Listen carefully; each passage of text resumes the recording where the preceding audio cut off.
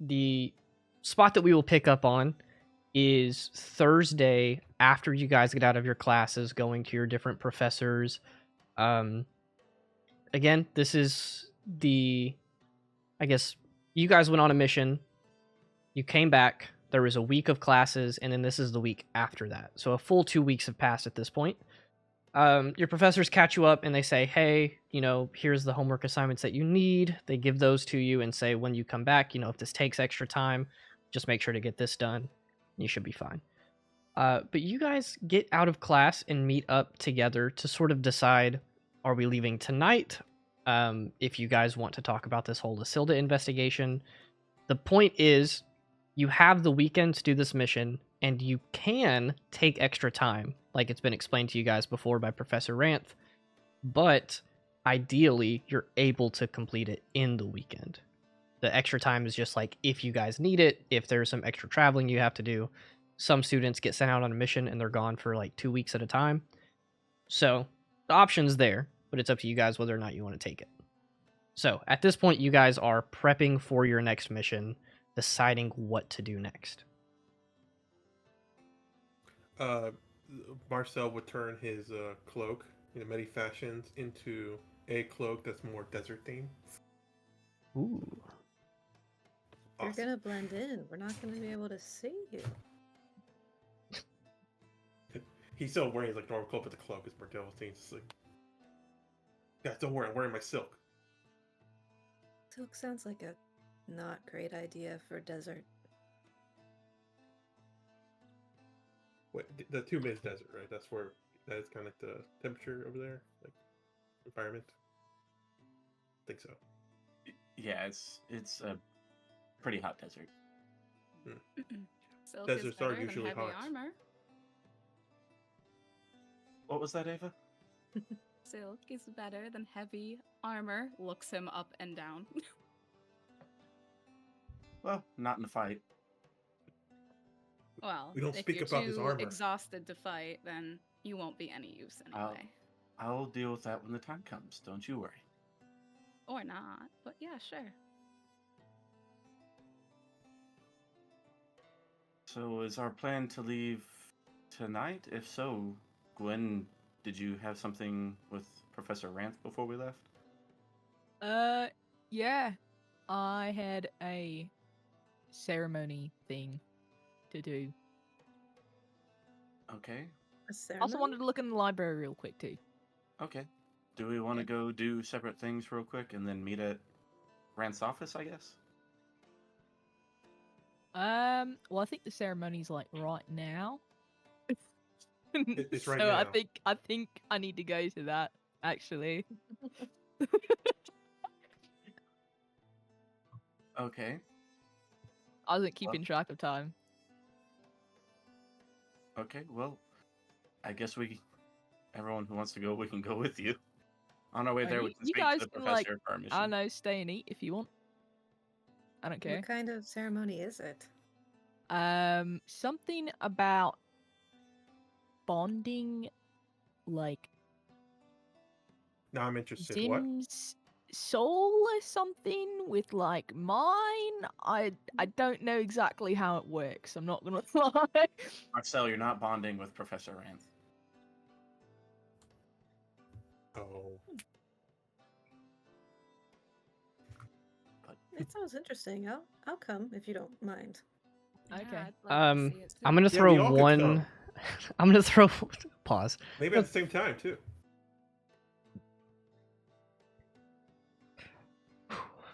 You sound like my students. There's one more wrench I'm gonna throw into the system for Gwen, at least. You guys are out of class. It is the early afternoon. You have all gotten together. Ava, this is like your first official few days as a student, and you have been meeting your professors and getting acclimated to all your classes and stuff. But Gwen, you know that Ranth, she's been keeping you updated with this, and this has been a couple weeks coming. This little ceremony might take longer than what you guys would be wanting to spend before you head out on the mission. Like, it might take a couple hours. And if that's the case, you guys would be leaving kind of later at night. Okay. Well, I mean, I guess I can. I don't know. I heard this thing might take like a couple hours, so we could just skip it and leave now, or do it and leave later tonight.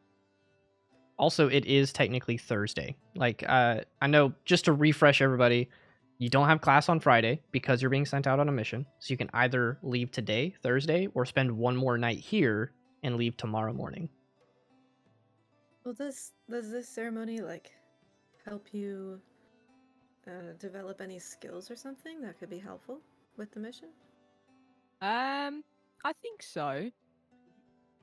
But also, maybe like, I don't know, maybe Ozymandias can do some extra spicy stuff too. But we don't technically have to leave till tomorrow, so my vote's kind of. I mean, we could hang out another evening, maybe look into the Lysilda stuff if Rosaries and Leo you haven't gotten any further with that, and leave tomorrow. I'm fine with leaving tomorrow. Yeah. Yeah, that sounds like a good idea. That'll give you and me some time, Leo. Yeah, I agree.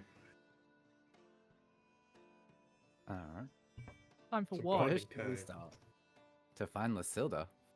Oh, I thought you two like kissing or something. That's exactly what that was. Oh. My bad. On the DL. Gwen, don't you have something to go to? Yeah. Actually, yeah, it's starting right now. Yeah. I'm walking out the door, guys. Great. Bye. All right, you guys tell me who is going where and what the different groups are. So we have Gwen going to this ceremony. I know Rosaries and Leo are going to be looking into Lysilda some more. The other three of you, you can pick someone to go with, or if you guys have your own agenda, we can handle that too. We'll just try to, breeze through these really quick before y'all leave. Yeah, Marcel will probably just say, "Yeah, see ya, Thera," and even or whoever still left, and he'll just go back to his room to work on his sword. Still trying to figure that out. Sure. He needs to figure out what's happening with the puberty in private. Mm-hmm. Oh boy. Did you? Never mind. Ava and Athera, what about you guys? Are you intrigued by this whole missing Lysilda thing, or are you guys more interested in Gwen's ceremony? Ava does not know who that is, so I think she'll probably go to her ceremony. Just like a Piranian. Yep. What? Watch it. Watch it. Actually, the official term is piranha. Oh, Okay. All right. Scared now? Mm-hmm. I realize you made that decision, but we reject it, so. That's fine. I'm gonna turn to Rosaries and Leo. Could you guys use any help?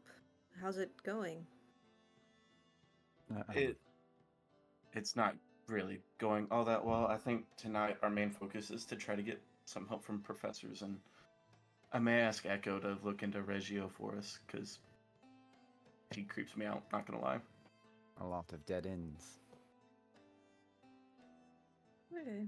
Well, I'll come along with you in case you need any help, or if I can see anything that you haven't yet. Sure. Yeah, well, Thank if you. we want, we can do it and then try to catch the tail end of her ceremony. Sweet. Tail end. No pun intended. You guys are just gonna show up and I'm gonna be dead, lying on the floor. Next mission. And I definitely didn't do it. This just in. No, you Gwen killed definitely- herself because our party keeps making No, tail no, jokes. You let me go alone with her now. All right, That's too sad. I'll say Gwen. I'm actually hoping something happens. That's why I was Opening. opening. Gwen, let's tackle this little ritual ceremony thing first, before we get Okay. to everything else. Guess we're not catching the tail end of it.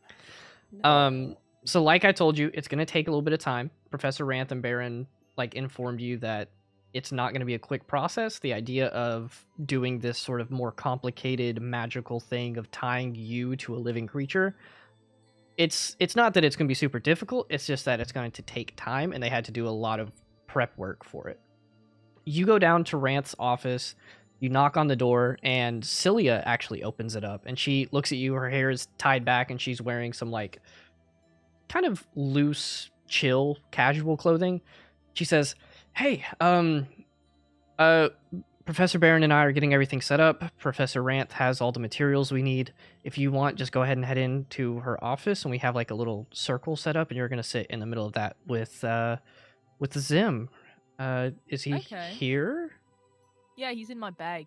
Come on. Fantastic." Zim like peeks his head out and looks around, sees Cilia, crawls up on your shoulder, and just chills with you. Alright, cool. Cilia guides you in. You see Baron and Ranth talking at a table. They both turn and give you a small wave, and then she sits you into a chair in the center of this circle with a bunch of arcane sigils and runes on it. There is like almost like a rug put out across the floor, and then all of this stuff is put on the rug. There are some spots that are drawn on. There are some that are burned. There are a couple of like different, ingredients for spells and things in some of the different circles. But Cilia sort of stands beside you and says, "So, are you guys ready? This is kind of an exciting thing." Yeah, I think so. I don't really know how else to prepare for it other than just being here, so... I mean, that's a good point. But yeah, so I've been talking to Professor Barron a lot about it, and he's explained it to me, and I can give it to you in like less arcane terms if you want. But there's a whole process that we're doing, but the most important thing is, I'm sure you've seen some wizards around here with like their familiars and like these little animal companions that are more spirit than they are animal, if that makes sense. Yeah, like Lucian's chicken. Yeah, like Lucian's chicken. So it's going to be something like that, except the difference is you're using like an actual real life creature. And she like looks at Zim and gives him a little wave. But instead of being able to summon the creature in and out, Zim will still be here, and you are going to just tap into like that draconic spirit that he has, because dragons are incredibly magical. So you're going to be able to like use some of that with your own powers and sort of meld the two together. And in doing so, you're going to like unlock some power for him and for you at the same time. Okay. That sounds pretty cool. Yeah. So from what he explained, in the worst case scenario, and she like covers Zim's ears, and she's like, "If Zim, I die. if you die, there's nothing we can do. Well, there is things Okay. we can do. Plenty of the professors have revivify and reincarnate and stuff like that. Wait, so I could be like a zombie? Technically, That's kind of cool. okay, sure." But she's like, no. If Zim dies, he could get resummoned because you're attuned to his spirit, and the spirit and the body are kind of like tied together. It's just not easy to do that. Okay. So if the time comes for that, we can show you how to do it. It's not too big of a deal. But obviously, you want to be careful.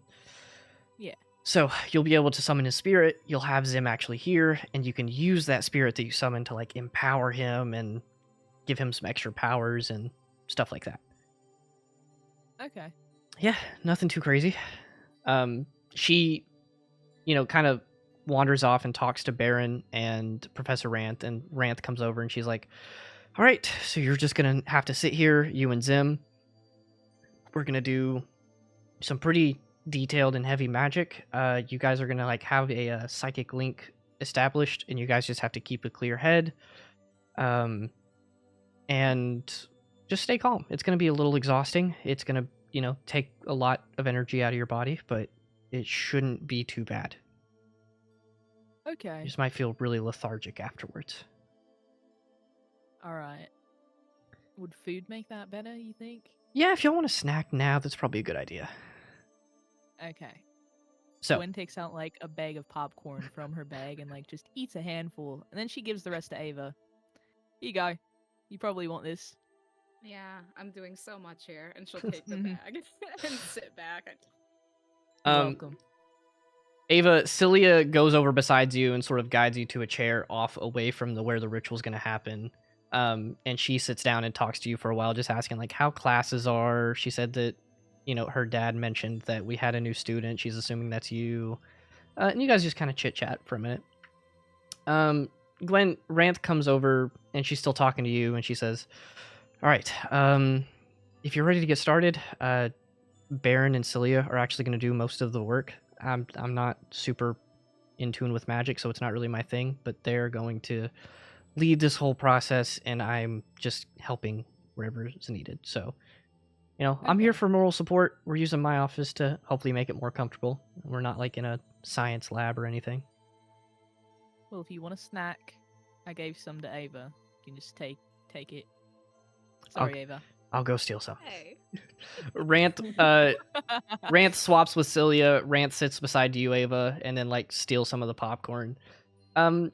Celia and Baron start talking a little bit. They're throwing out a lot of lingo that goes way over your head, talking about this arcane magic ritual.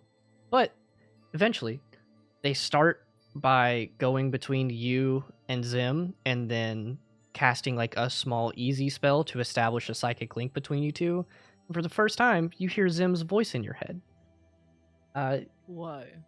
So he's sitting there just kind of like chilling on your shoulder, looking around, and then when the spell finishes, you hear him just like, "Man, this room is really, really comfy. I want more snacks." Wait, Snacks so if sound I good. think, can you hear me too? What? And he like turns to Yeah, look what's at up, you, mate? and he like is taken aback, and he says, "You sound even weirder in your head." Okay, you don't need to do that. Okay, It's fine. I sound the same. not really. No, I sound the same. Okay, you're the one that sounds different. You can't even speak. All He right. holds his hand up to I don't you, want to hear it. and he just doesn't even look, and he's like, "Excuse me for my medical condition. It's not my fault. Okay, so it's a medical condition because I was wondering what was going on with that. No, I just choose not to speak to you guys because you're crazy." What? What? Okay. I don't think that's a medical condition. You're a medical condition.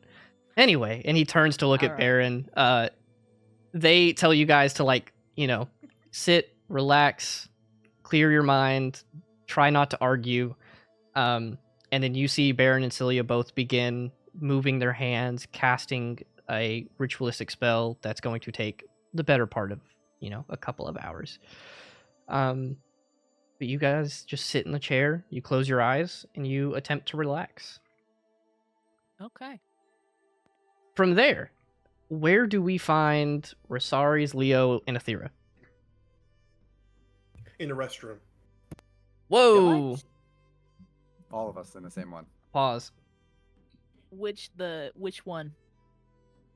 Anyways,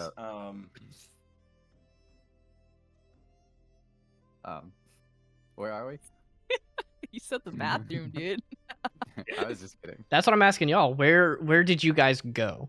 As Gwen left for her ceremony ritual thing, where were you guys headed?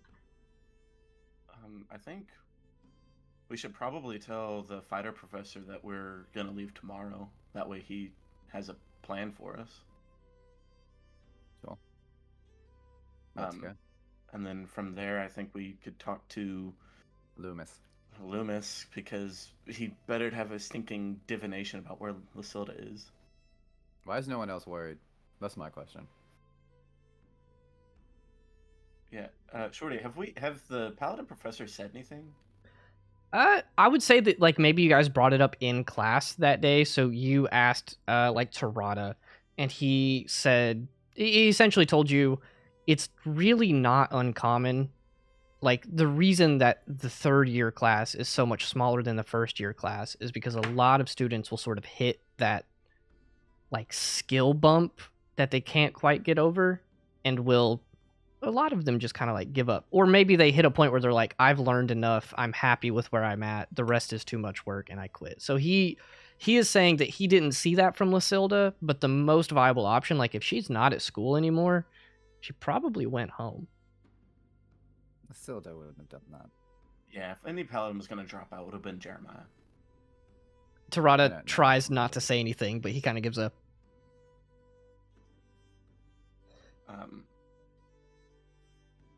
Leo, you Yeah, might want to send a letter home just in case. Actually, that's a good idea. Also, we need to check with religious Christina. thing. The group, Christina from the religious group. Yeah. Okay. Let's do this in order: Fighter Professor, Loomis, and then our upperclassmen. All right. Cool. Let's You make moves. guys head to the fighter Thanks for professor. coming with us, Athena.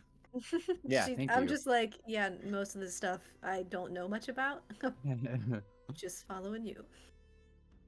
So you guys go to the office that you guys were instructed to find. This is Professor Rykor. He is a little bit taller. He's about 6'1". He's got this long white hair, dark gray skin.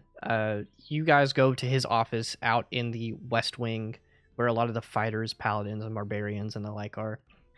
You find him, and he is sitting there waiting in his office with his head in his hand, sort of like tapping his desk. And you guys eventually knock, and you hear a voice from the inside just go, "Come in." Was this a bad time? It would have been a better time about an hour ago. I've been waiting for you guys. I told that a group was using my teleporter, and I was waiting to go home before you guys, so I didn't leave you behind. Yeah. Where are we teleporting to? My house in Tsabreen. Ah. He We have- motions over into like a side wall in his office where there is a little. It's like a teleportation circle. It's like a stone built into the floor with arcane runes and sigils on it, as a teleportation circle requires. But it has like this. It almost looks like a bird bath that comes up. It's like a little basin that has a bowl just a little bit bigger than like both of your palms. And he says, "So I don't think you guys have done this before, but you're going to take your group over there and a few at a time use some material components, put them in the basin, activate it, and it will teleport you to the receptacle to this teleportation circle in my house." Is now a bad time to tell you we're not leaving for the mission today?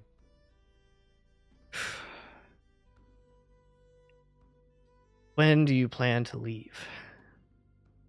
Well, something has come up. Mm-hmm. Lasilda's missing and we haven't seen her. I don't know So who we that came is. to You don't know who the... What? Is she a fighter? Leo's gonna turn to Rosaris. Our ranger had some ceremony with Professor Baron and Celia. They have a magic thing. Apparently it can't be disturbed for a few hours, so we got delayed. Great. We were hoping to leave first thing in the morning. Cool. Which one of you is the best at magic? He is. Aetheria's gonna look over and be like, actually, I probably am. Of Oh, the three she of is. us, Athera would be. Great. Hey guys, remember me? Full casters. Professor Rykor stands up and then walks over to this teleportation like basin, and he guides you over, and he shows you on the shelf. He has like a couple of bags and pouches full of these different components, like some leaves, some crushed up gemstone dust. And he says, "I'm gonna go ahead and go home. You guys can use my office tomorrow. Do not come before sunrise, because I will not be awake, and I don't want people in my house when I'm not awake. You'll take this," and he grabs out like 3 different components. He shows them to you, and he says, "You will add a pinch of each of these. You will place your hand over the basin, and then you don't have to like actually expend any magic, but you being attuned to magic is going to make this a lot easier. Should activate almost immediately. And then whoever's standing on the circle will teleport." Sure. Is there a specific number of people that can go at a time? However many can fit. So if they're y'all's size, maybe only 3 at a time. Alright. Okay. Are there any adverse side effects after we get to the other side? I mean, the first time you teleport, if you're not used to it, you might feel a little woozy. But that's about it. Alright. Alright, thank you.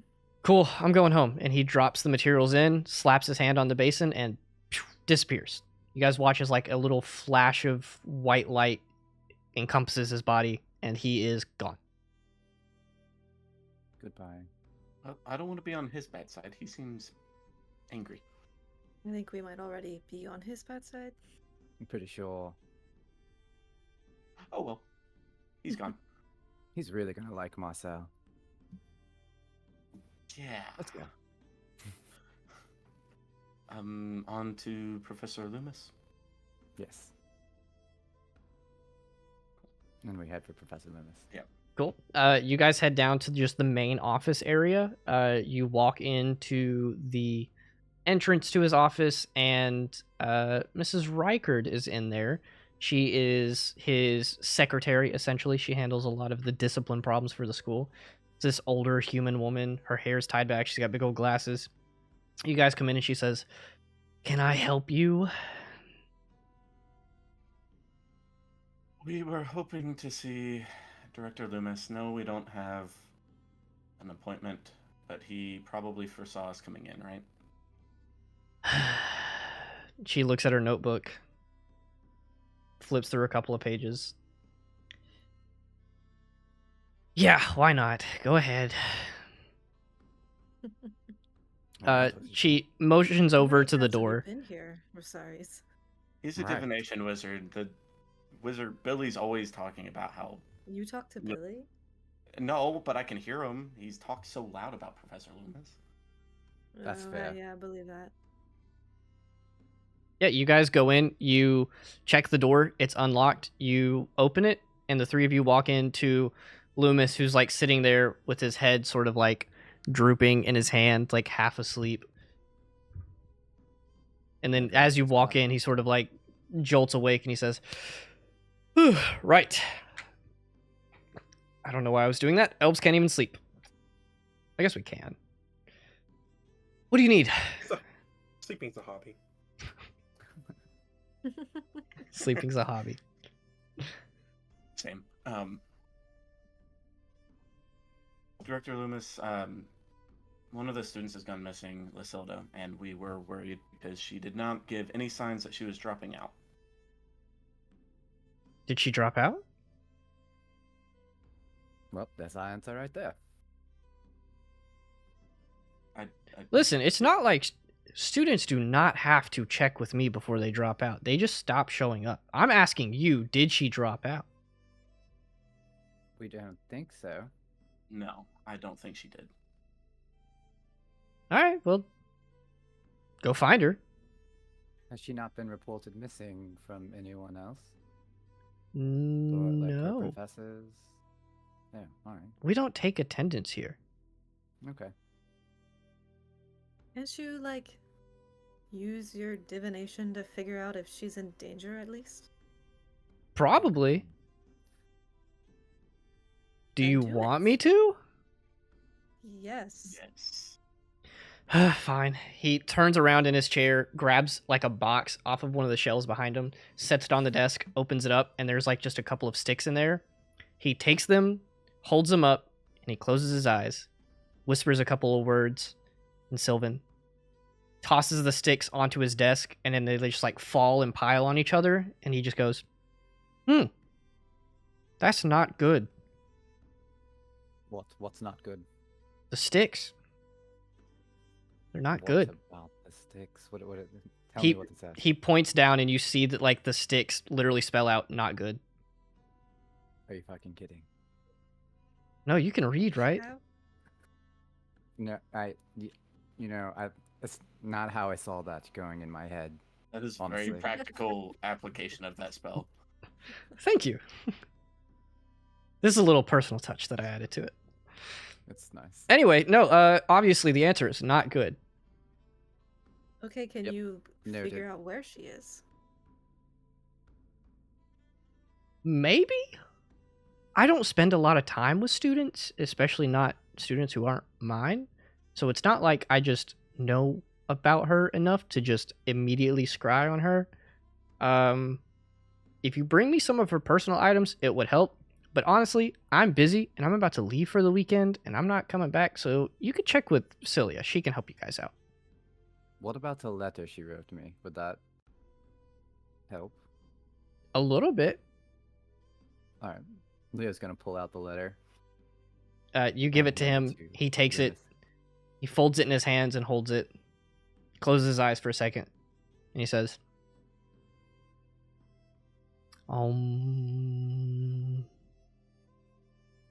you have to do it with me. Sarah like turns around and Oh. rolls her eyes. It's like I can't. We all have to do it. Yes, you all have to do it.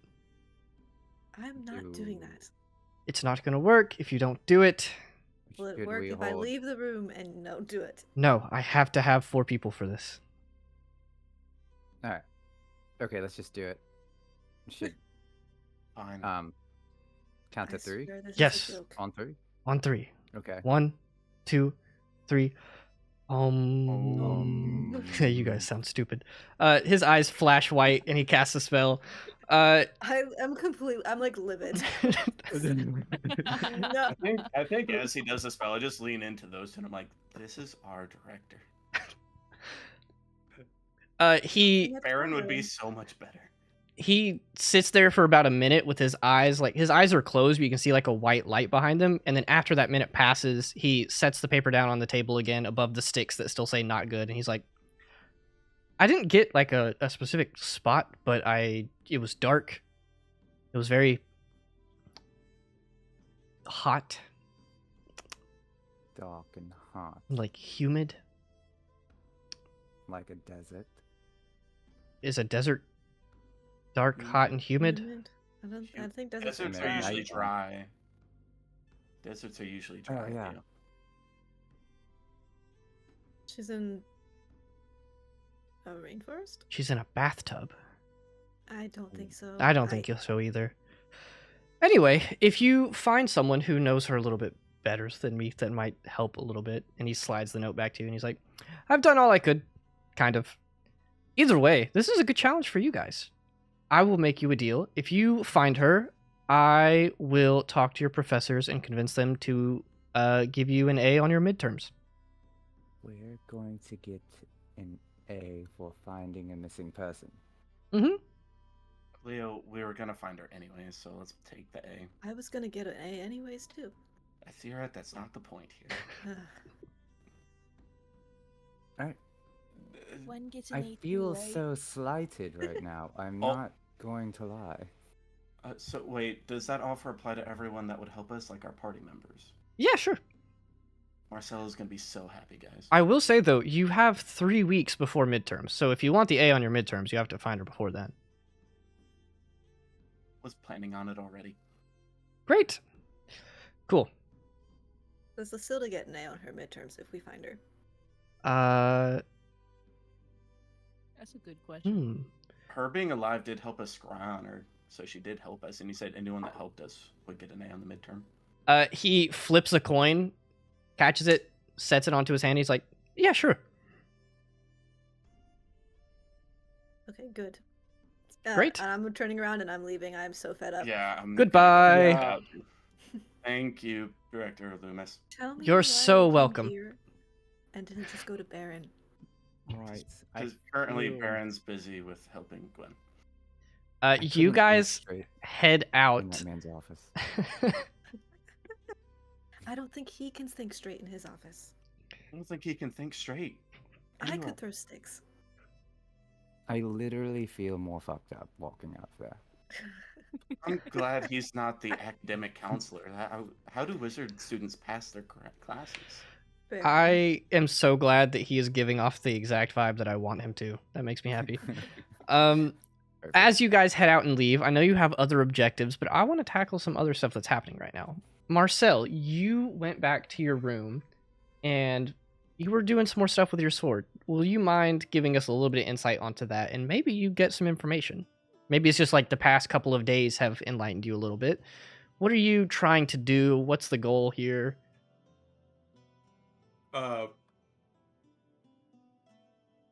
Okay, I won't say that. But so what Marcel does with his sword in the privacy of his own room,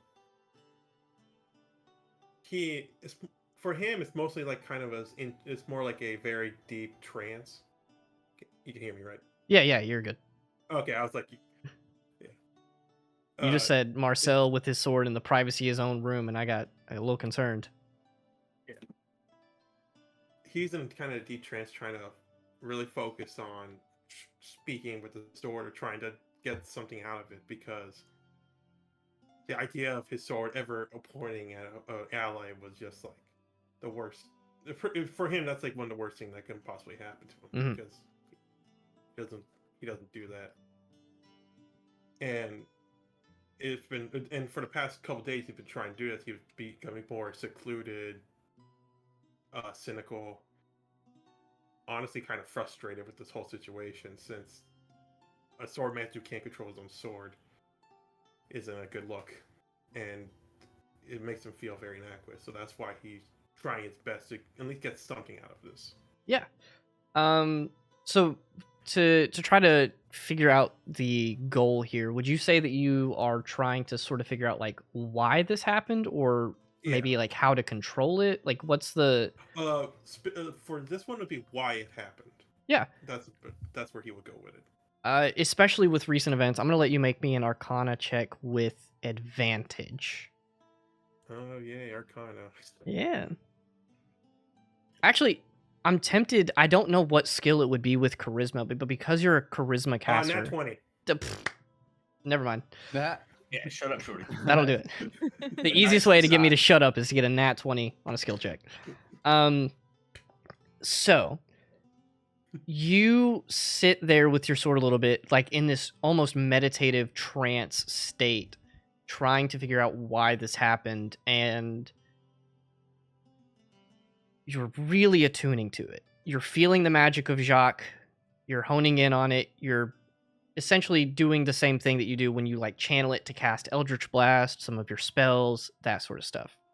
You know that the sword has granted you power, and you are feeling almost a not a bite back, but a strong pull, very similar to what you felt before. You're now realizing and connecting some dots that around other magic weapons, you feel that pull, and it's getting stronger and stronger.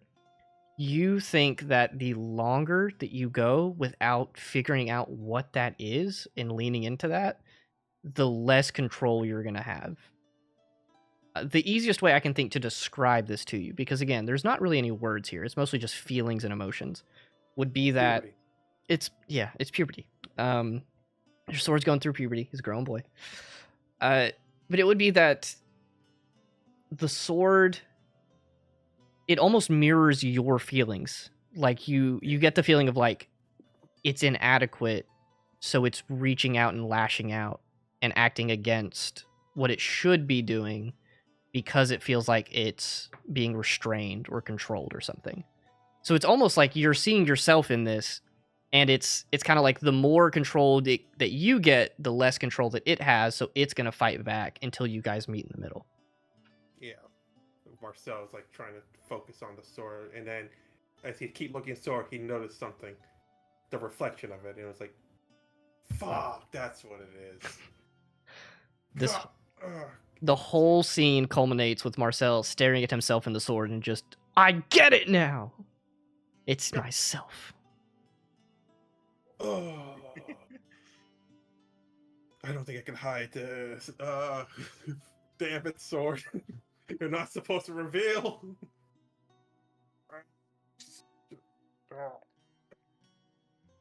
Okay. Fool them, can't fool the sword, and if my sword does crazy stuff, the group will find crazy stuff with me. Fuck. I need to find a way to chill. Calm down. Just like before. And yeah, he'll be trying to mentally like prepare himself for tomorrow and such. That's what he's going to be doing. Now he understands the missing piece. Mm-hmm. With that, we will shift back to Rosaries, Athera, and Leo. Where are you guys going next? The religious club. With Christina. Yeah, the religious club is not meeting today necessarily, but you could definitely search for Christina. I'm going to let whoever wants to take charge on this give me an investigation check with advantage because you're working as a group. Should I? Who wants to do it? Not I me. can do it. I don't know anything about religious people. Me either. I'll go. I think You I are- know. You are Where... I one. know. That was a joke. I don't get Sarcasm. jokes. He's very good at like understanding his own religion, just not other people's. Oh. I'm a little out of sorts today. That is fair. Lucilda's missing. Loomis was fucking crazy. And as we're doing that, I'm leading them in a certain direction with a 20 investigation roll. A 20. Over the table, this does not impact the effect of the roll. But where do you think Christina would be? I just want to hear Zach's answer to this. I know she's both a cleric and a paladin, so I would probably go. There's like a chapel temple thing that has statues of multiple gods, right? Yeah. I would probably start there. And just like that, if I didn't need you to roll, you would have gotten the right answer. You guys head up to the chapel. It's very close to the cafeteria. It's kind of in the center of campus. You guys walk in, and it's very chapel-esque. It's got the big windows. It's got like the candles lit everywhere. This is mostly sustained by the religious club and the members of it because they're the ones who use it the most, but it's just like a building for you guys to use. Along all of the walls to the left and right are different paintings and little altars. They're all the same size to all the different like known gods. You guys walk in and you guys see Christina at one altar, like kneeling down, and sort of her eyes are open, so you don't really know if she's praying or not, but she's just kneeled down, her eyes are open, she's looking down, and she reaches up and stands up in front of one of the altars, walks to the next one, and sort of does the same thing and kneels down in front of it. And judging by the layout of the room, you think she has about 2 or 3 more before she's made a full lap. I'm gonna turn to Rosaris and be like, why are there so many gods? To give you guys an idea of how many there are, I'm trying to pull this number out of my head. There's about 12, 13. Yes, sorry. So why are there so many gods? I don't know. You worship an ascended one. Why don't you answer? Oh, what? He ascended to godhood. Mm-hmm. There's a different way to be. What? Corteus was a man who ascended to godhood. Oh. So my understanding is the main gods, and I motioned to like Paran and like some of the major ones. Most likely they ascended long before we knew to record it. That's my theory. Most people probably find multiple theories out there. Are all gods people who just eventually ascended? I don't know if all gods are, but I would assume a fair majority of them probably are. This world is interesting. I'm sure there was one or a couple that were gods before. The power had to come from somewhere, I suppose. And that's the question. So who's the strongest? Corteus. Yeah, the newbie on the block. Mm-hmm. Is that why your church is being overrun? He's a youngster. Based on current events, Paran has the most followers. So it depends on how you want to measure it. Well, Paran. Fuck Paran. As you guys say this, Christina stands up from the last altar, sort of turns around and begins walking to the door. You see her in her armor and her gear. She has her sword attached on her hip. She's got a shield on her back, and she starts walking to you guys, and she sees you, and she's like, "Hey, guys, I didn't know anybody else was in here. Sorry, I was kind of, in the zone." You're fine. I didn't want to interrupt. I respect your faith. Oh, I appreciate it. Thank you. What are you guys doing here? I haven't seen... Leo, I know you have a faith of your own, but Rosari's and Athera, but I didn't figure to see you guys in the chapel of all places. Right. We're here because we were hoping that you could help us, as this is the only real lead that we have, and Lasilda's missing. We haven't seen her since we got back from the last mission. Sure, yeah. And she had mentioned something about maybe one day coming here to partake in the religious group. Mm-hmm. So I was hoping maybe you have seen her, or you know her whereabouts, or maybe she has told you something, like she's going home, or anything. The last time I saw her was, I want to say, a little over 2 weeks ago. The week before a lot of you first years got sent out on your first mission.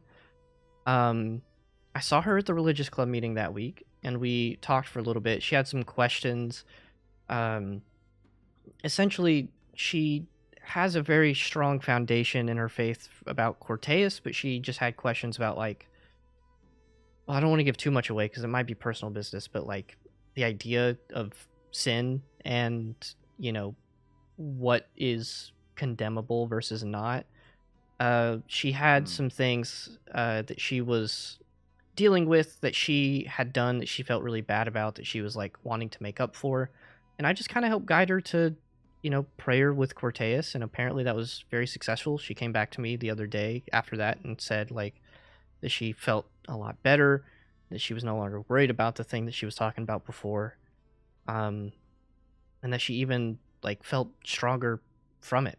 And it was really cool. But no, I haven't seen her since then. She hasn't been at the last 2 meetings, and I don't have any classes with her, but I haven't seen her in the hallways either.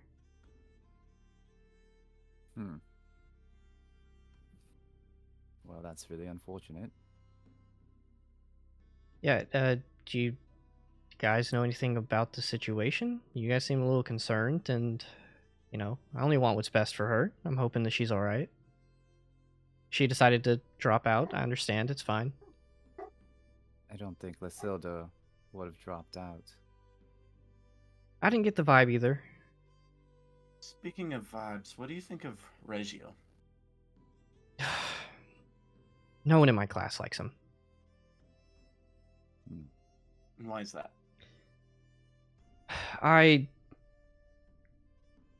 It's not a long story. It's just a story I don't like to tell, and I don't like to talk bad about people, especially behind their back. Over the table, I will let you know that you guys have the capability of doing one of two things. You can either let that be right there, or you can push a little bit further and try to, like, convince her to talk to you about it with maybe, like, a persuasion check or even a deception check if you can flavor it well enough. So I'll let you guys decide how you want to approach that situation. Push that shit. Look, I appreciate you not wanting to talk bad about someone, but I was told the last time a fair amount of people saw her was when she was with Reggio. And I really don't want to suspect my upperclassmen, but I also really don't want to let anything happen to Lasilda. This could help us find Lasilda. Go ahead, give me your persuasion roll, and I will give you advantage. It's a bad time to realize I'm not actually proficient in persuasion. Wait, am I? 16. 16. I'm going to give you, like, a scaling gradient of success here, and a 16 is going to be decent, but it's not going to get, the full answer that you want. Christina tells you, and I'll just summarize this to make this a little bit faster, but she essentially says two things. One, people don't like Reggio because in their first year, which is just like the third and fourth years that are here now, in the third year's first year here, Reggio and this other guy were, like, competing for the attention of a girl, and he handled it really poorly, and he and the student, like, were sparring, and long story short, that student ended up getting sent home not in a body bag, but about as close as you can get to it, where they were sparring and he took it a little too far. So no one likes him for that vibe. He's got a very like menacing part to him that he kind of hides behind the whole chill demeanor. But she also says that the last time that she saw her, now that you mention it, was with Reggio's roommate Oramin and another girl. Like all four of them were hanging out and talking somewhere on campus. All right.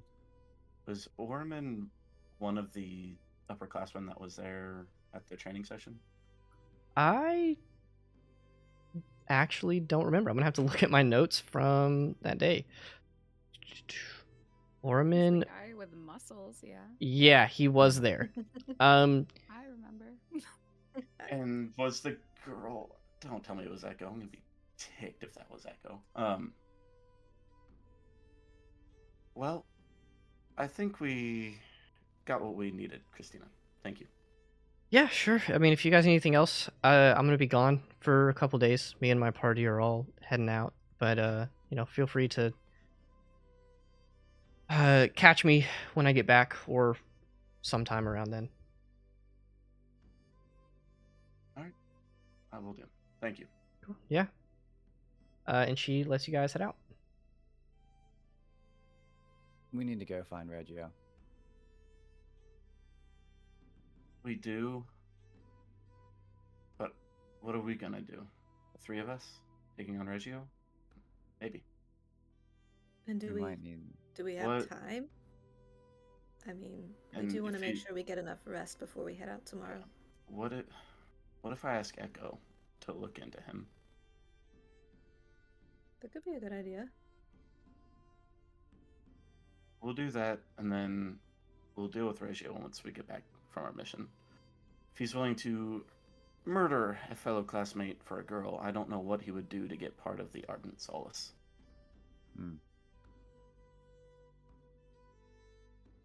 Yeah, we'll say that this is kind of the last thing you guys have time for before you have to like go to sleep and not suffer any detrimental effects before you leave in the morning. So you kind of have like a colleague relationship with Echo. So I'm gonna say that you do find her. She is also prepping to head out on a mission, but she has not left yet. So you just like go by her room and knock, and you see that she is there. She has a room to herself. She opens the door. She's got like some weapons and armor laid out on her desk, and she props it open. She says, "What's up, guys? What do you need?" So, you know how Lysilda wasn't at the training session. I know you were busy, but she wasn't there. Yeah, And I noticed. she's been missing, and we don't like it because there's no way she dropped out. Mm-hmm. I'm just going to be blunt. I'm pretty sure you would prefer it than dancing around the edges. We think Reggio did something to her, and before I confront him, I was hoping you could help keep an eye on him as a fellow upperclassman. You know what? I would be absolutely happy to. That would bring me more joy than you can imagine. Were you the girl? Yeah, from his first year. Mm-hmm. Mm-hmm. Okay. Then, before you tear him to shreds, if you do find Lysilda, let me and Leo have a chance. Absolutely. I will keep you updated as best I can. I am going to be leaving out tomorrow, but We just- have a mission too, but I Mhm. appreciate any help you can give.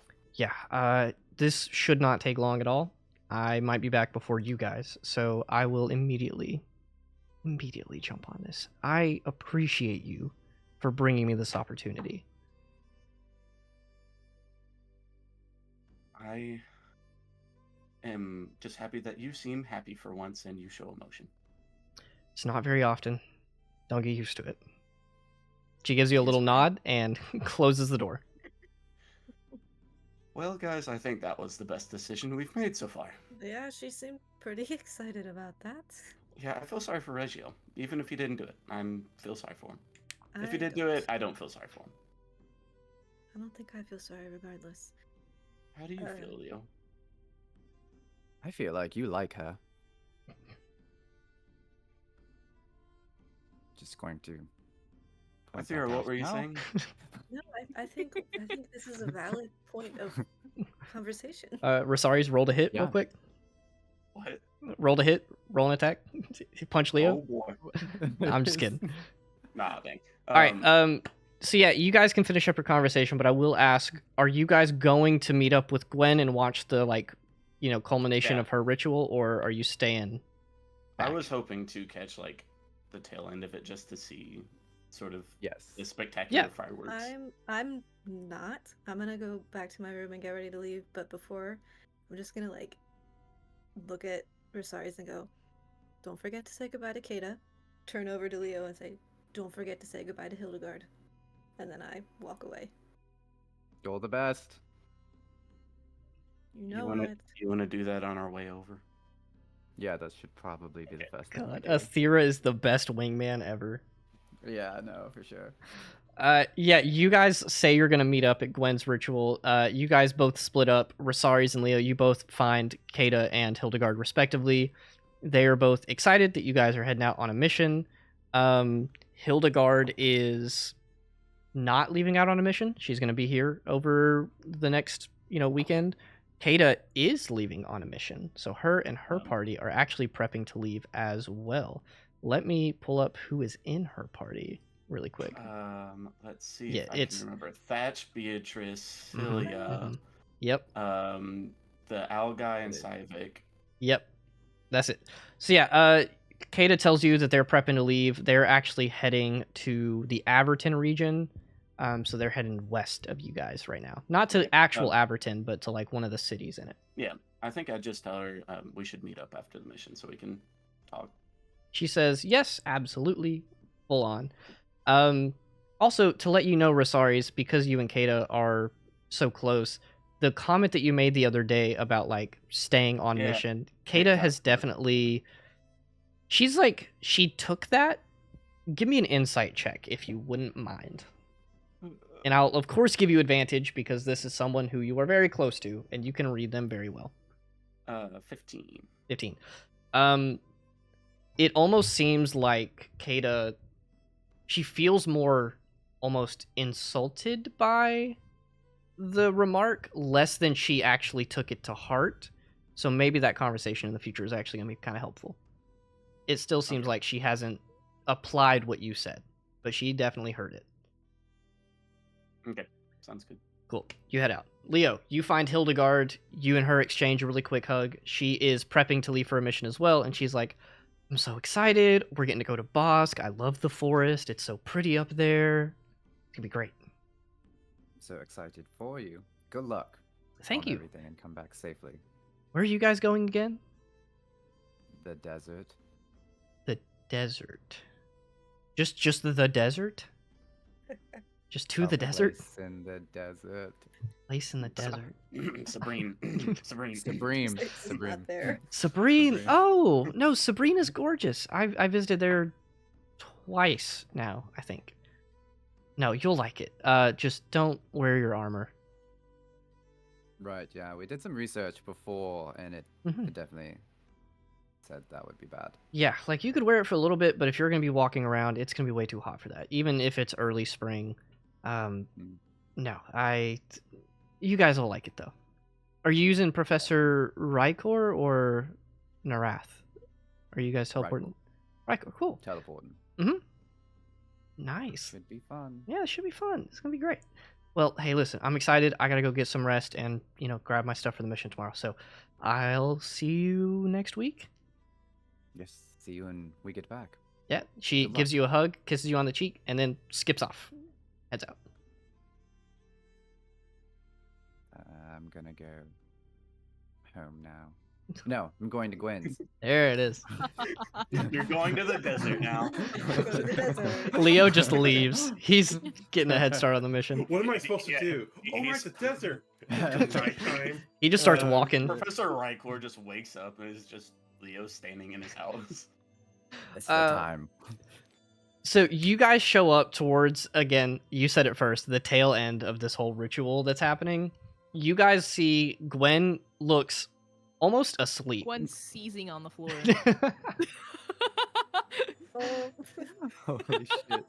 Oh my What, god. is that normal? Something is very wrong here. You guys hear Professor Barron say, Gwen, you do not have to shake. That is not part of the spell. I Please just thought I'd stop. scare them a little bit. I had the door open. Please get back in the seat. It's Okay, fucking fine. You get back in the seat. You guys watch as this, like, very strange, almost prismatic looking aura is washing over Gwen and Zim at this point. It has like this white glow to it, but then all of the different colors are like partially visible, glimpsing in and out, almost like a pearlescent, like a pearl, I guess. It's washing over them, wafting in and out of different degrees of transparency. They are moving their hands and casting magic towards Gwen, and it's like joining with this aura, pulsing and then fading. You guys see this like link between them that is forming. Zim is just full on asleep on Gwen's lap. He was startled awake by the seizure moment, and then as soon as he realized it was a joke, he just, I'm tired of this shit, and sat back down. At this point, you guys are sort of like called over with Ava and Ranth explains to you guys, like, from what I know, this should only take about 10 more minutes. It's almost done. At this point, they're just like solidifying the bond between them. It's a lot of stuff that's over my head. I'm not gonna pretend I know what's happening here. That's fine. I don't either. Great. So you guys sit there and watch. Gwen, you just kind of chill. Again, you're instructed to like clear your mind and stay calm. You feel, as this has been going on for about 2 hours now, more and more you feel Zim's like personality just pushing into your brain. And even when he's not actually thinking words, you kind of feel like some of the emotions that he's feeling, which right now he's napping, so that's not a lot. But you just feel that kind of like connection beginning to really be established more than just like a telepathy. It's almost, you guys are intertwined at this point. The 10 minutes comes to a close. Cilia and Baron cast the last of their magic, and then you guys watch that pearlescent aura like pulse one last time and then snap and then fade against Gwen and Zim. Zim sort of like wakes up and stretches a little bit, looks around, and Gwen, you hear his voice in your head just like, is it over? Are we done now? Yeah, we're done. Thank God. Can I get a snack? Please, can I get a snack? Yeah, I'll get you like a whole ass roast, okay? Yes. That's what I'm talking about. That's why I'm here. That's what I'm doing this for. Yeah. I know what you like. Yeah. He looks over to like Rosaries and Leo and Ava and Ranth all sitting over there, and he like peers his eyes over and he's like, why are those two wearing armor? And Rosaries and Leo, you guys hear his voice pop into your head. Oh, is that little scary black dragon saying that? Saying what? Why are you wearing black scales? You can hear him? He looks up at Gwen and he looks back at you and he's like, hey, you know that like you're wearing your armor. Everybody else is wearing like hoodies and stuff. What's wrong with wearing our armor? He looks up at Gwen. He's like, hey, why are they talking to me? Why are you talking to us? He just glares at you. I can hear you. I don't know. Shit. Oh, are we gonna have to Yeah, you hear can't make y'all's fun of him arguments anymore. over time? Yeah, Why do that can anymore, we sorry. hear everything? He looks up at Baron, who is like sitting there with Cilia. Gwen, I actually need you to do me a favor. This whole process was very, very exhaustive. I need you to take 2 levels of exhaustion, but you can switch your subclass now. Cool. Let's go. Gwen, you can hear almost everything that Zim thinks and does. You like feel his presence, very similar to the whole find familiar aspect of like bonding yourself. So he looks up at Baron, and you don't hear the exact words, but you can kind of like pick up on pieces of the conversation. Zim looks up at Baron and he's like, "What'd you do to me? Why are they hearing me too? I just wanted this one." And Baron has to like kneel down and says to Zim, "Well, part of the dragon magic is the ability to communicate telepathically, so that part was simply awakened. It's something that you kind of had dormant that was brought about in Gwen's connection to you. Not like something I added, it was simply something that you already had that you didn't know how to use, and now you'll have to learn how to control it, I guess." So much for not wanting to talk to them. Yeah, Zim like stomps around a little bit. He's like, this is stupid. I don't want to talk to them. He'll figure it out. Baron stands up and he looks around to you guys. Him and Cilia both kind of look around. They're also looking pretty tired, and they say, "Listen, this has been absolutely wonderful. Gwen, I was happy to be of assistance, but this sort of thing is, exhaustive for the both of us. I think we both need some rest and should be, restoring our strength." Okay. Well, thank you for helping. I do Of have a course. couple questions, though. I will leave Cilia to be of assistance. She knows just about as much of this as I do. This was a first for me as well. It was a pleasure to... It's not very often I get to do something for the first time anymore, so I appreciate my ability to course. help with this. Right. He gives a nod, and then you watch as he waves his hand a little bit and then disappears and teleports out of the room. Cilia just Okay. kind of plops down on one of the benches, a little bit of sweat trickling down her face, and she's like, "Whew, well, that was fun." You doing okay? "Yeah, no, I'm great. Are you doing okay?" I think so. Gwen covers Zim's ears. Okay, so if I cover his ears, and I'm just like talking, can he? Do you think he can still know what I'm saying because of this fucking telepathic bullshit? She looks at you and looks at Zim, and she's like, "I think he hears you right now, but it typically telepathic speech, at least with a little bit of practice, that you should be able to control who hears you. Like, there's Okay. not a lot that has a permanent, lasting, you can't control what you say effect. So no, I think right now he is hearing you, and you see Zim like looking up and glaring at you from between your hands. But Cilia points out, and she's like, just practice a little bit and see if you can't get the hang of that." Okay, so without giving him context, if I die, can he bring me back? I don't think that's how this works. Okay, well, fuck. See, here's the thing. Dragons are really special. And their spirit is, to put it in like non-arcane terms, a dragon spirit is just significantly stronger than ours. So bringing us back requires a certain type of spell. Like, you guys have a cleric here, and she points at Leo, and she's like, "Leo, I'm assuming either the end of this year or beginning of next year, you'll be able to like bring people back to life with, I believe the most common use is a diamond. That is a lot different than a dragon, who their spirit is really, really resilient. Like, you guys told me about the whole dragon body that was poisoning the forest, the dead forest. That's what I'm talking about. Their spirit kind of like refuses to dissipate. So when Zim potentially gets hurt, you could bring him back, but that's a whole different issue. Okay, but I'm a dragonborn. Okay. Uh-huh. So I feel like I should maybe get some like special privileges here compared to like a human. Sure, I don't control that. Okay. But I get where you're coming from. All right. Well, that's my questions. Great. I am going to also go to, rest and recuperate. I hope you guys have a great time on your mission. I need to go get ready for my own. Okay, have a good one. I will do my best. She gives you guys the peace sign, and then Misty steps out of the room and walks up to campus. Ranth looks around, and she's like, "So that was cool." Yeah, how was that, Ava? Did you have fun?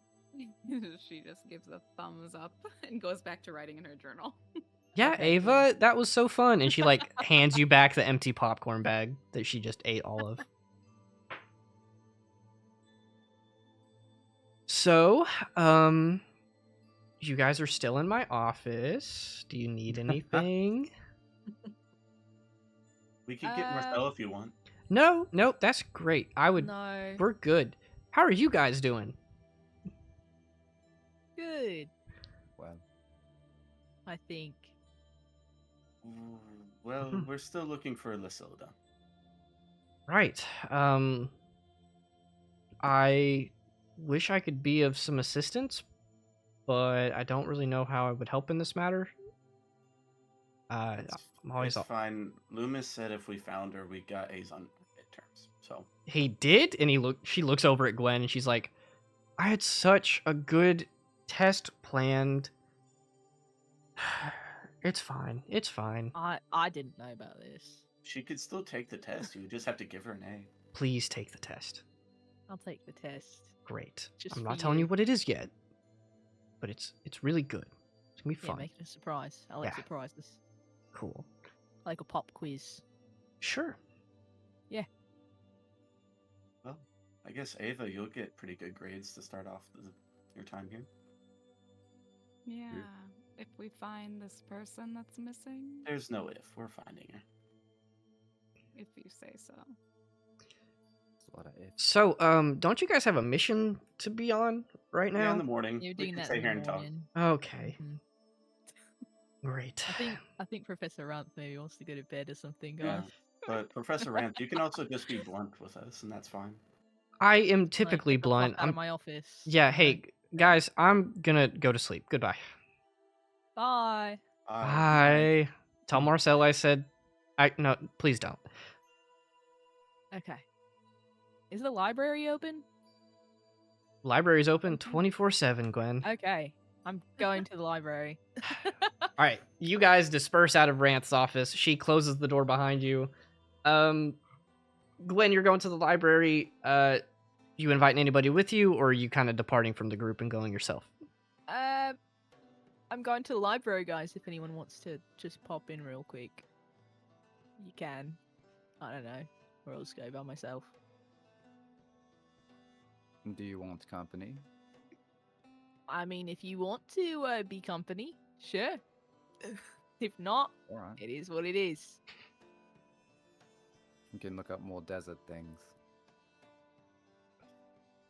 That sounds like a good way to put me to sleep, sure. All right. You guys trot off to the library. You show up. It's pretty much dead at this hour. It is getting close to like 9 or 10 o'clock. Gwen, I'll let you tell me sort of what are you going to the library for? What are you looking up? What are you researching? I just wanted to find a book on animals that live in the desert. And that's it. Sure.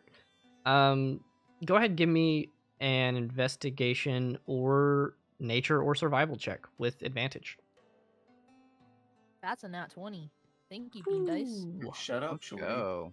Yeah, shut up, Shorty. Couple of nat 20s in the chat tonight. All right.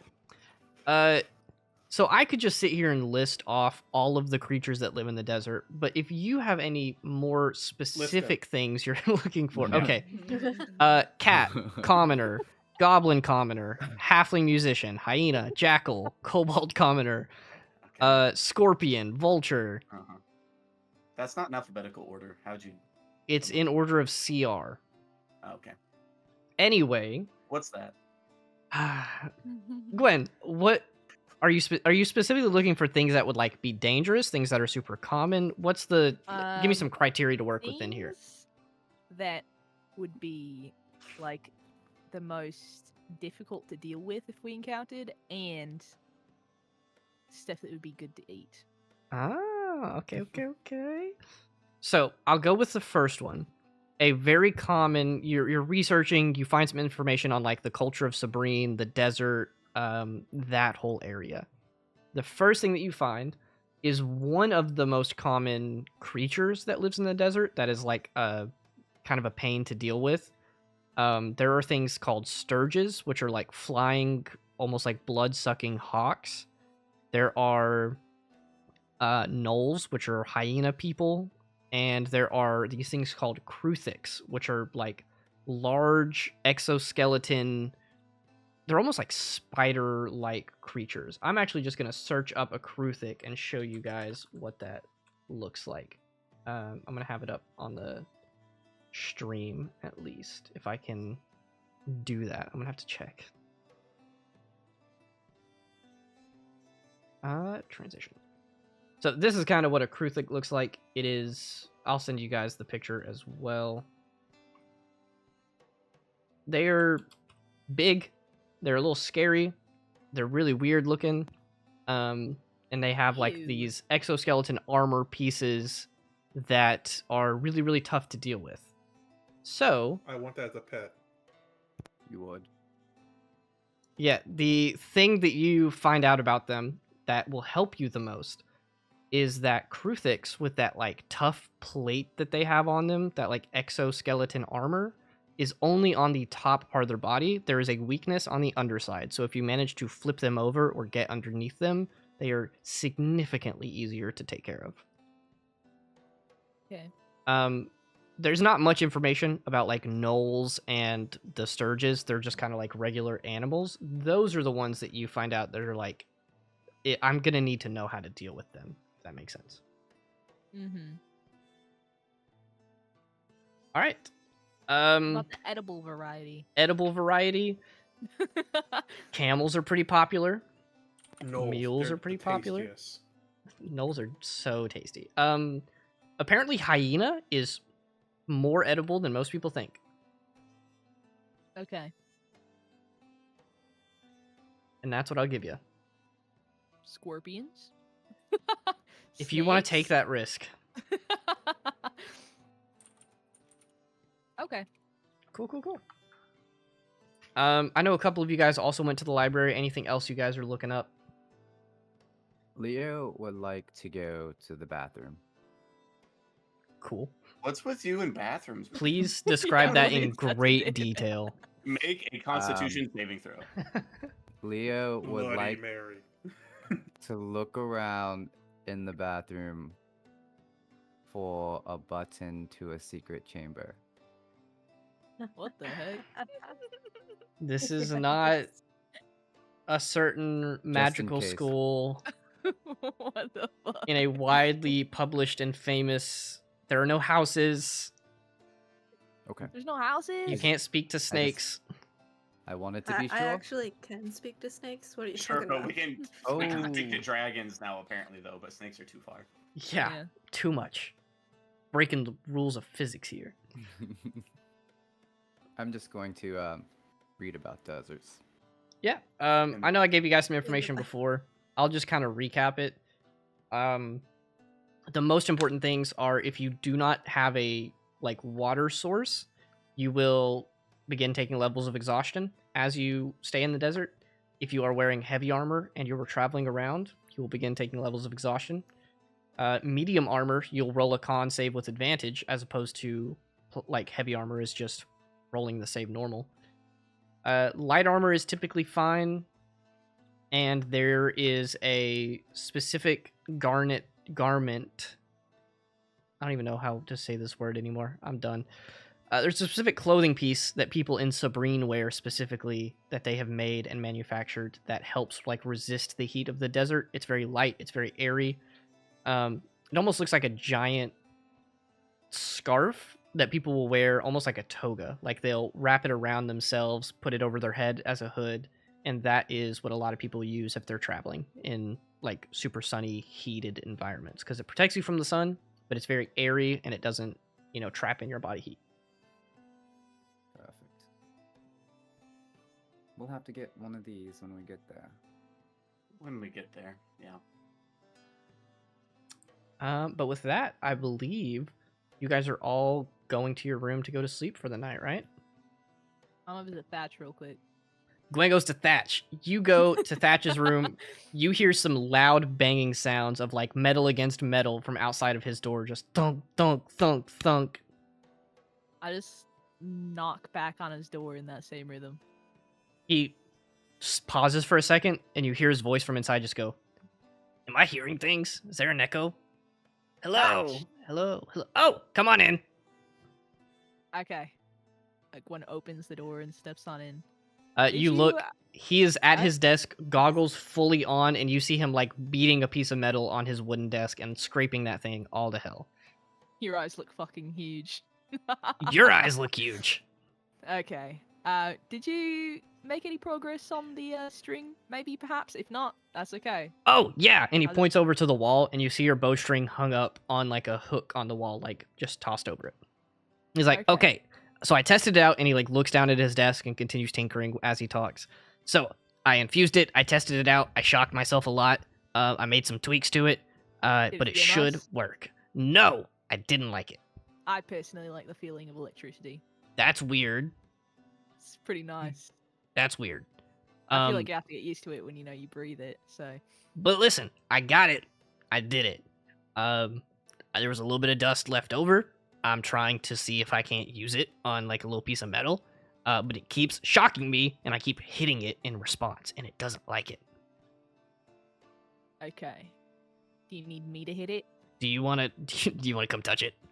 Yeah, I want to touch that. Cool. You touch it. Roll me a Constitution save.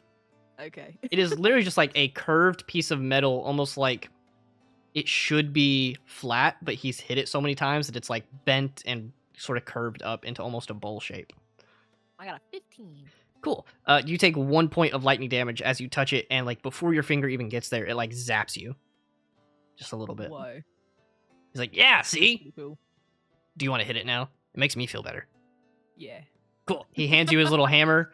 I'm gonna let you make just like an athletics check to determine Okay. how hard you hit this, just for fun. Roll it in here. That is Please get a nat 20. 17. You take a big old swing at this thing and you dent it hard. It like folds up underneath the hammer a little bit, and he's like, "Yeah, that's what I'm talking about." So listen, I made the mistake. I enchanted this piece of metal first, and then I tried to like start using it. Word to the wise. If you want to do this, do it in the other order. Make the thing first and then enchant it. That's smart. Right? I would have done the same thing, to be honest. Yeah. I got really excited. And won't happen again. Anyway. Yeah, you're welcome. I guess. Okay. I don't Yeah, know. thank you.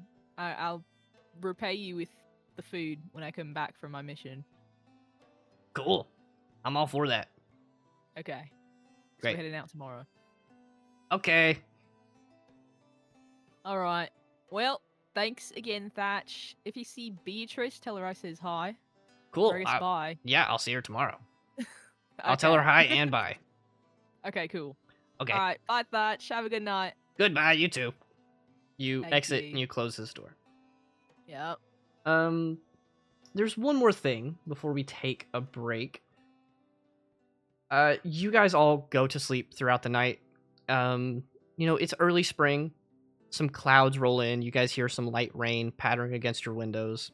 And sometime in the dead of night or early morning, you're not really sure, a couple of little cracks of thunder hit the sky.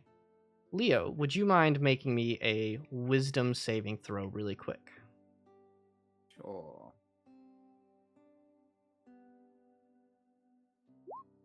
That's a 10.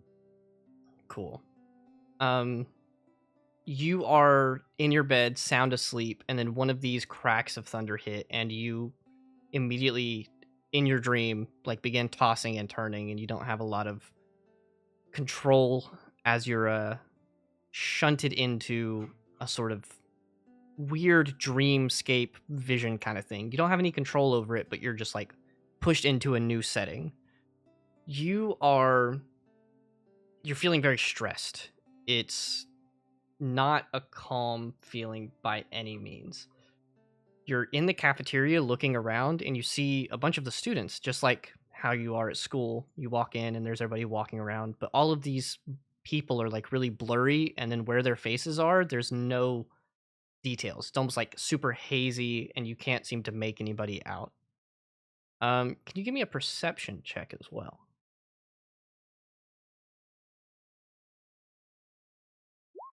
That's a 10. Rolling incredibly average today, I see.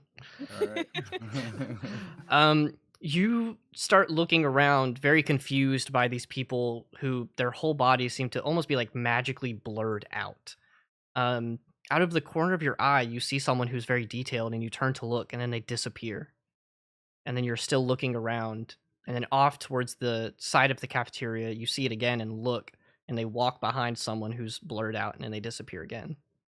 You begin turning in circles, looking for this person, and eventually you spot them. You see Lasilda at the other end of the cafeteria, standing there, talking to this hazy, blurred out figure that's significantly taller, very large.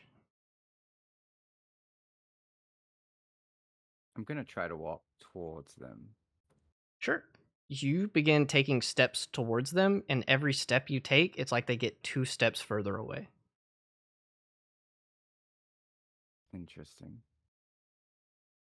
I'm gonna try to call out to Lasilda. See if Uh, I can get her attention. you call out her name, and it echoes around you, and then you see her stop and just kind of pause for a second. She turns and looks at you, and then right after she looks at you, she begins to go blurry and then disappears as everybody fades from the cafeteria. You're just left in there alone, still in the cafeteria. Sunlight's coming through the windows. And it is eerily quiet.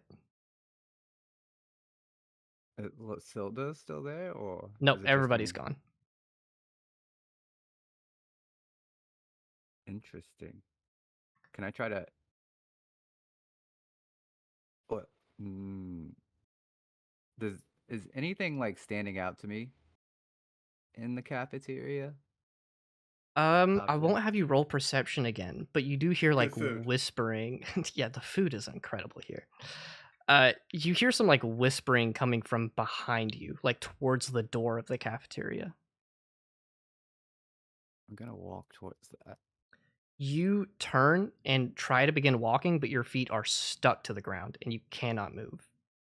You turn and look, and you see Lasilda standing out by the door, that large hazy figure still with her, and you try to move and you are stuck. I'm going to call out to Lasilda again. You call out again, and she turns and glances at you, and it's weird. It's not like either of you move, but suddenly she is so much closer. She's about 5 or 6 feet from you, but she's still talking to this hazy figure, and you hear like a distorted voice that you can't make out any details of coming from this figure, and you hear her talking, just sort of having a normal conversation. Like, my classes were good today. I have a mission coming up in a couple of weeks. It's very exciting. But she doesn't seem to notice that you're there. Hmm. Man. I don't. Do I have anything?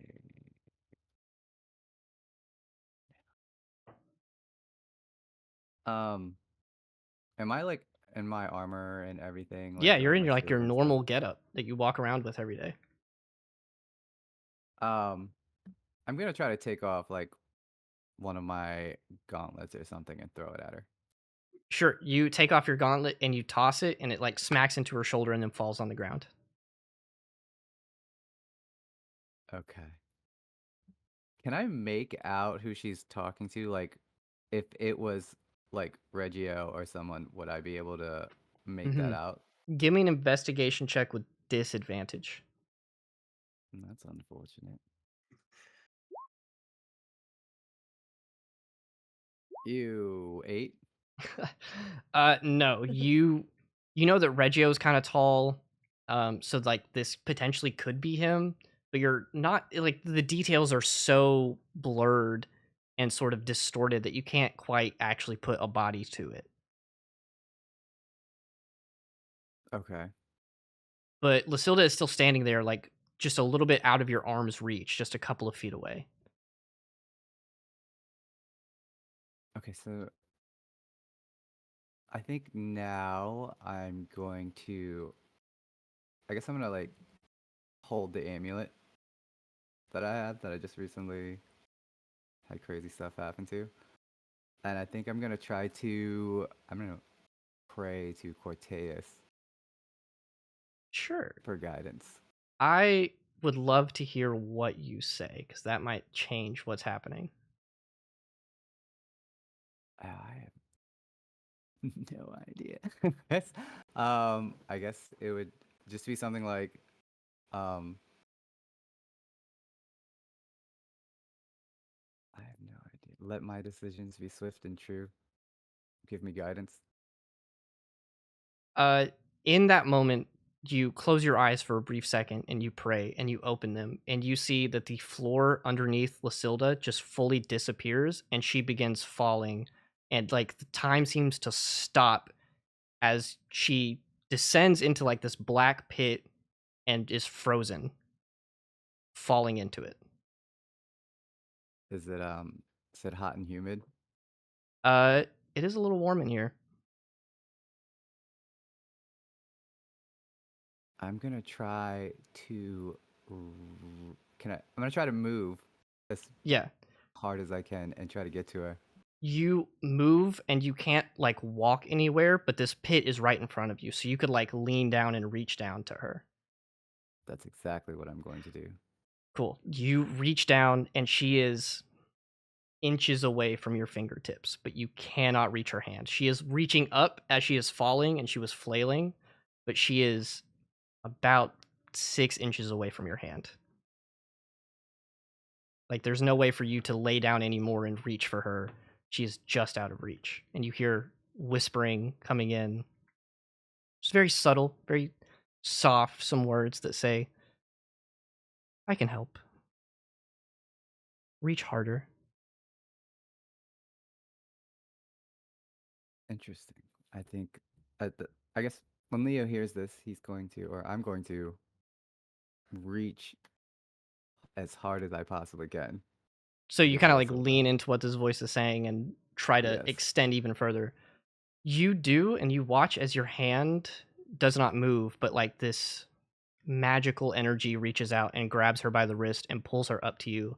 And in a flash of a moment, you grab her wrist, time unfreezes, she looks up at you, and you see her face is bruised and bloody, her nose is broken, and then you snap awake to the sound of crashing thunder. You are covered in sweat and in your bed and have no idea what just happened.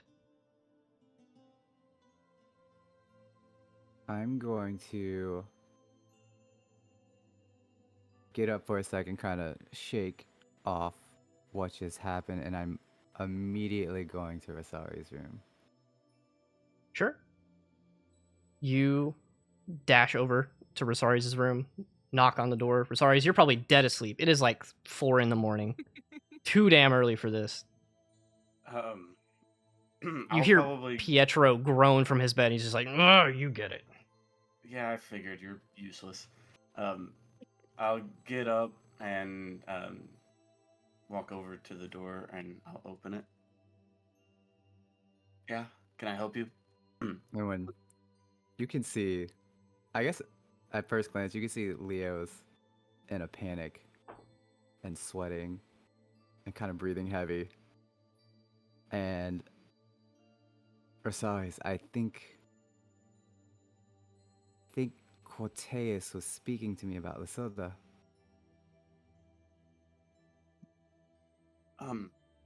Okay, what did your True. god say? Did he have anything helpful? Well, she was beaten. It looked like when I got to her. It was a dream, and she was beaten when I got to her, and I think she's in danger, Rosari's. I think she's in danger now, and I'm almost positive it's going to be. It has to be Reggie. How she was beaten.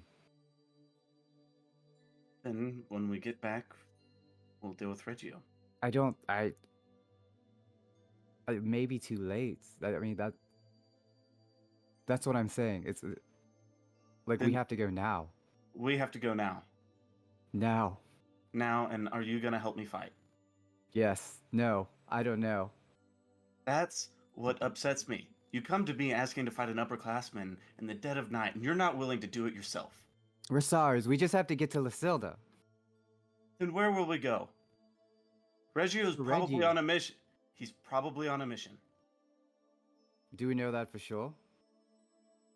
I'm fine if we go look. Are you going to fight?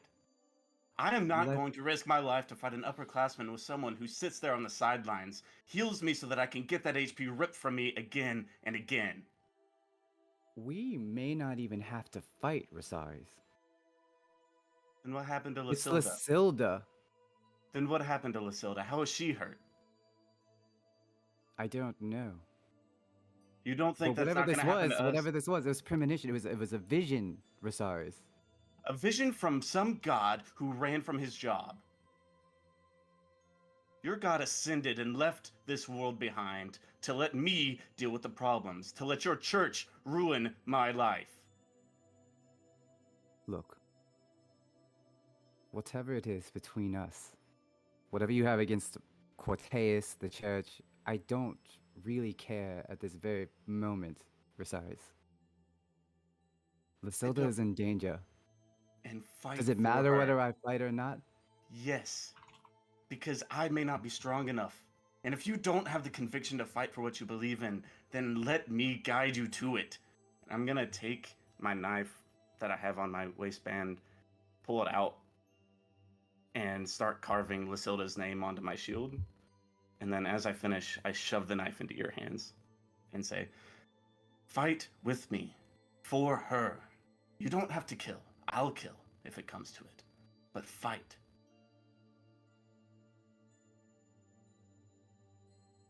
I think, Leo, I'm just going to... I think in this moment, I don't really know what to say or do. I'm not going to say anything. I'm not going to give a yes. I'm not going to give a no, but I am going to take the knife. And I'm just going to start walking towards Reggio's room. Yeah, is he a fighter, Shorty? Would he be in our dorm? Yeah. Okay, we can go. I'll lead him up to the dorm. Yeah, you guys look for Reggio's dorm, and you see that Reggio and Oramin are actually roommates. However, you guys want to approach the situation, let me know. And they were roommates. And they were boys.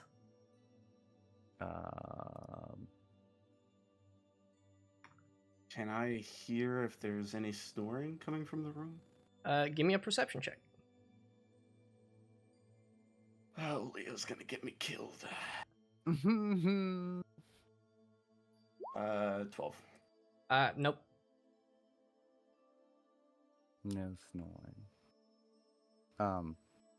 Probably should have done this before.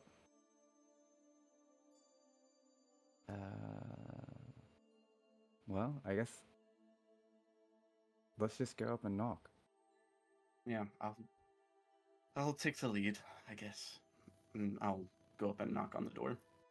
You go up and knock, and a couple seconds pass, and you don't hear any noise from inside.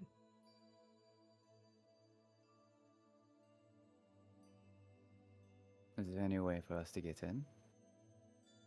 I can think of a way. What is it? Rosars is gonna back down the hall a little bit. Oh shit. Pull his shield up and just charge the door. Give me an athletics check. This is Rosaria's specialty. Oh my gosh. I got a 12. You bash against the door, and the lock shifts and moves, but doesn't break. If you hit it one more time, you know you're gonna break it. Let's do this together. And Leo's going to back up with Rosarius. I'll let you roll another athletics check with advantage.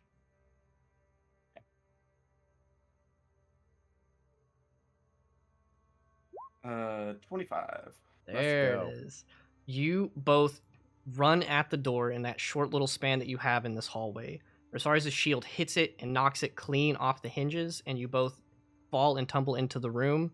You look up. Both beds are empty. There's a little bit of gear left on some desks. Neither one of them are here in the room. And that is where we're going to take a break.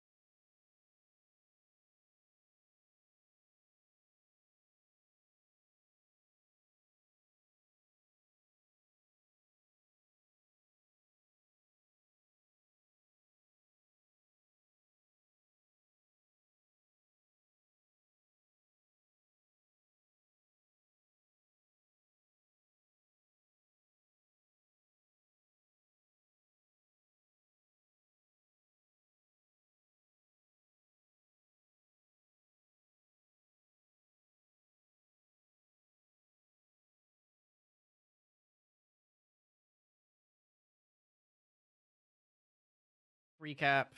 Rosari's and Leo, you guys just busted into a third year and a second year's room. Reggio and Orimin, they are not there. They are either off somewhere else or on a mission.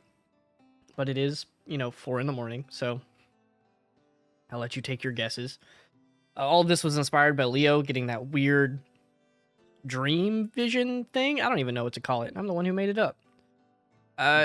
But yeah, you guys are sort of not necessarily stuck, but you don't know where to go from here. You have Echo who's going to be helping you out as soon as she gets back from her mission. What are you guys doing? Are you just going to say, okay, there's not really a thread to follow, we're going to bed, or are you guys pushing something else? I don't know.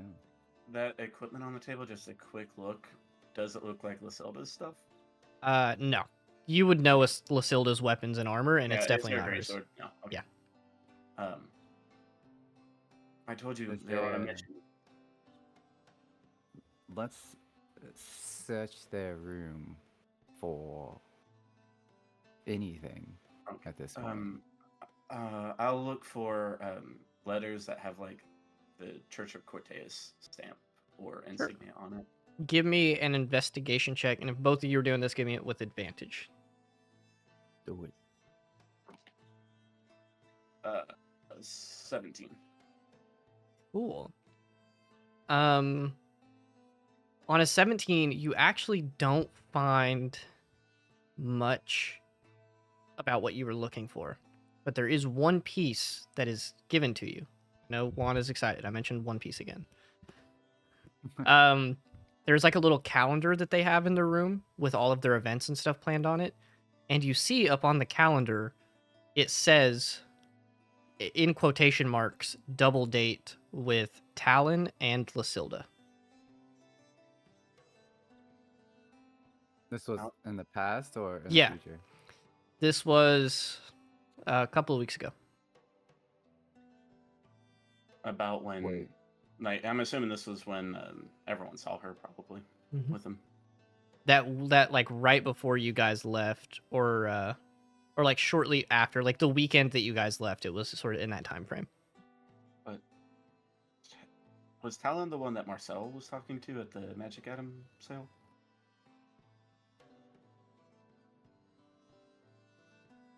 I don't recall. I think it was. Look, I don't know. it's 4 in the morning. Trust me when I say I will help you save Lysilda. But unfortunately, we have to trust that she's strong enough to survive until we can help her. We have nowhere to look until Reggio gets back. And when Reggio gets back, we'll have Echo. And that fight, I'm more sure about.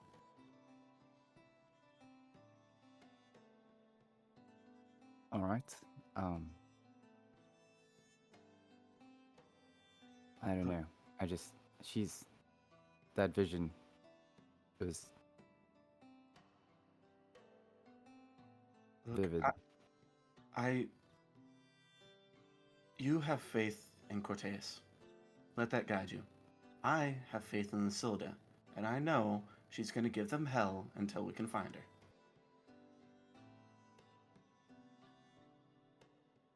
All right. Look, All right. Let's try Let's to fix ju- this door. yeah. Do you have the mending cantrip? I do. Okay, I'm gonna hold it up as still as possible, and you cast it. All right. All right. I'm gonna try to cast mending on the door that he's holding right Yeah, now. you guys hold up the door, Leo. It takes a couple minutes, but you guys cast mending and like fix where the hinges were and stuff. It's very obvious that it's like mended back. It's almost like that you know, whenever in I think it's like in Japanese pottery when they mend stuff with gold, it almost looks like that, where it's like there's a little bit of a stitch between like the broken pieces of wood and stuff. But you guys fix it, and as you like close the door as you go to leave, you guys see like Taz walking out to the hallway, like rubbing his eye, just looking at you guys, just like, "Hey guys, Hey, Tez, what's up, man? I was gonna ask you the same thing." Just going for a walk We together. Yeah, we heard the noise and came to investigate. The door's busted down, so we just tried to fix it. Go ahead and roll a deception check. Oh, this is gonna be great. You have to beat an 8. Yes, let's go. Nat Let's 20. go. Oh, Taz, Let's go. in his tired state, he's just like, I knew you were a good one, Rosaris, and you too, Leo. You guys are good kids. I'm gonna go back to bed. And then he hear him like close his door, go back into his room, and just fall on his bed. I trust Taz with my life. He's a good guy. He's hot. You're not Just- here. That telepathy is getting a little too strong. For some reason, I think Gwen would think that he's hot. Anyways, I'm your intrusive thoughts. Oh, man. she's the As am devil I. version of my right shoulder. Everybody has an angel and devil on their shoulder. It's Gwen and Marcel. That's hilarious. But which is which? It depends on the person. They just like take turns. They swap You back want and Devil forth. Marcel, you or want you'll to be be angel now? Half I want to the be the time- devil. Okay, I'll be Angel. Half the time, Okay. Marcel's arguing with himself, and he's just flying back and forth. Gwen's Oh, eating man, popcorn that's so watching. great, actually. But I think Rosars I would just tell you, like, let's finish the mission quickly, get back, and save Lysilda. It sucks. This world sucks. Fight against it. Do your best. Go to bed. Words of wisdom. Thanks for SARS. Of course. And I'll pat you awkwardly on the back because I don't know how we're supposed to interact, and then, like, shoo you off, and I'm gonna go back to bed. Word. All right. You guys all go to sleep. You wake up the next morning, refreshed, rejuvenated. Gwen, you lose one of those levels of exhaustion, but you still have one left. Hell yeah. Rosaries and Leo, can you guys make me Constitution saving throws DC 10?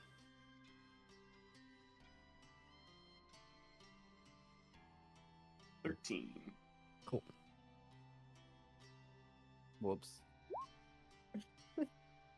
What does whoops mean? Nothing. 19. I rolled low the first time on accident.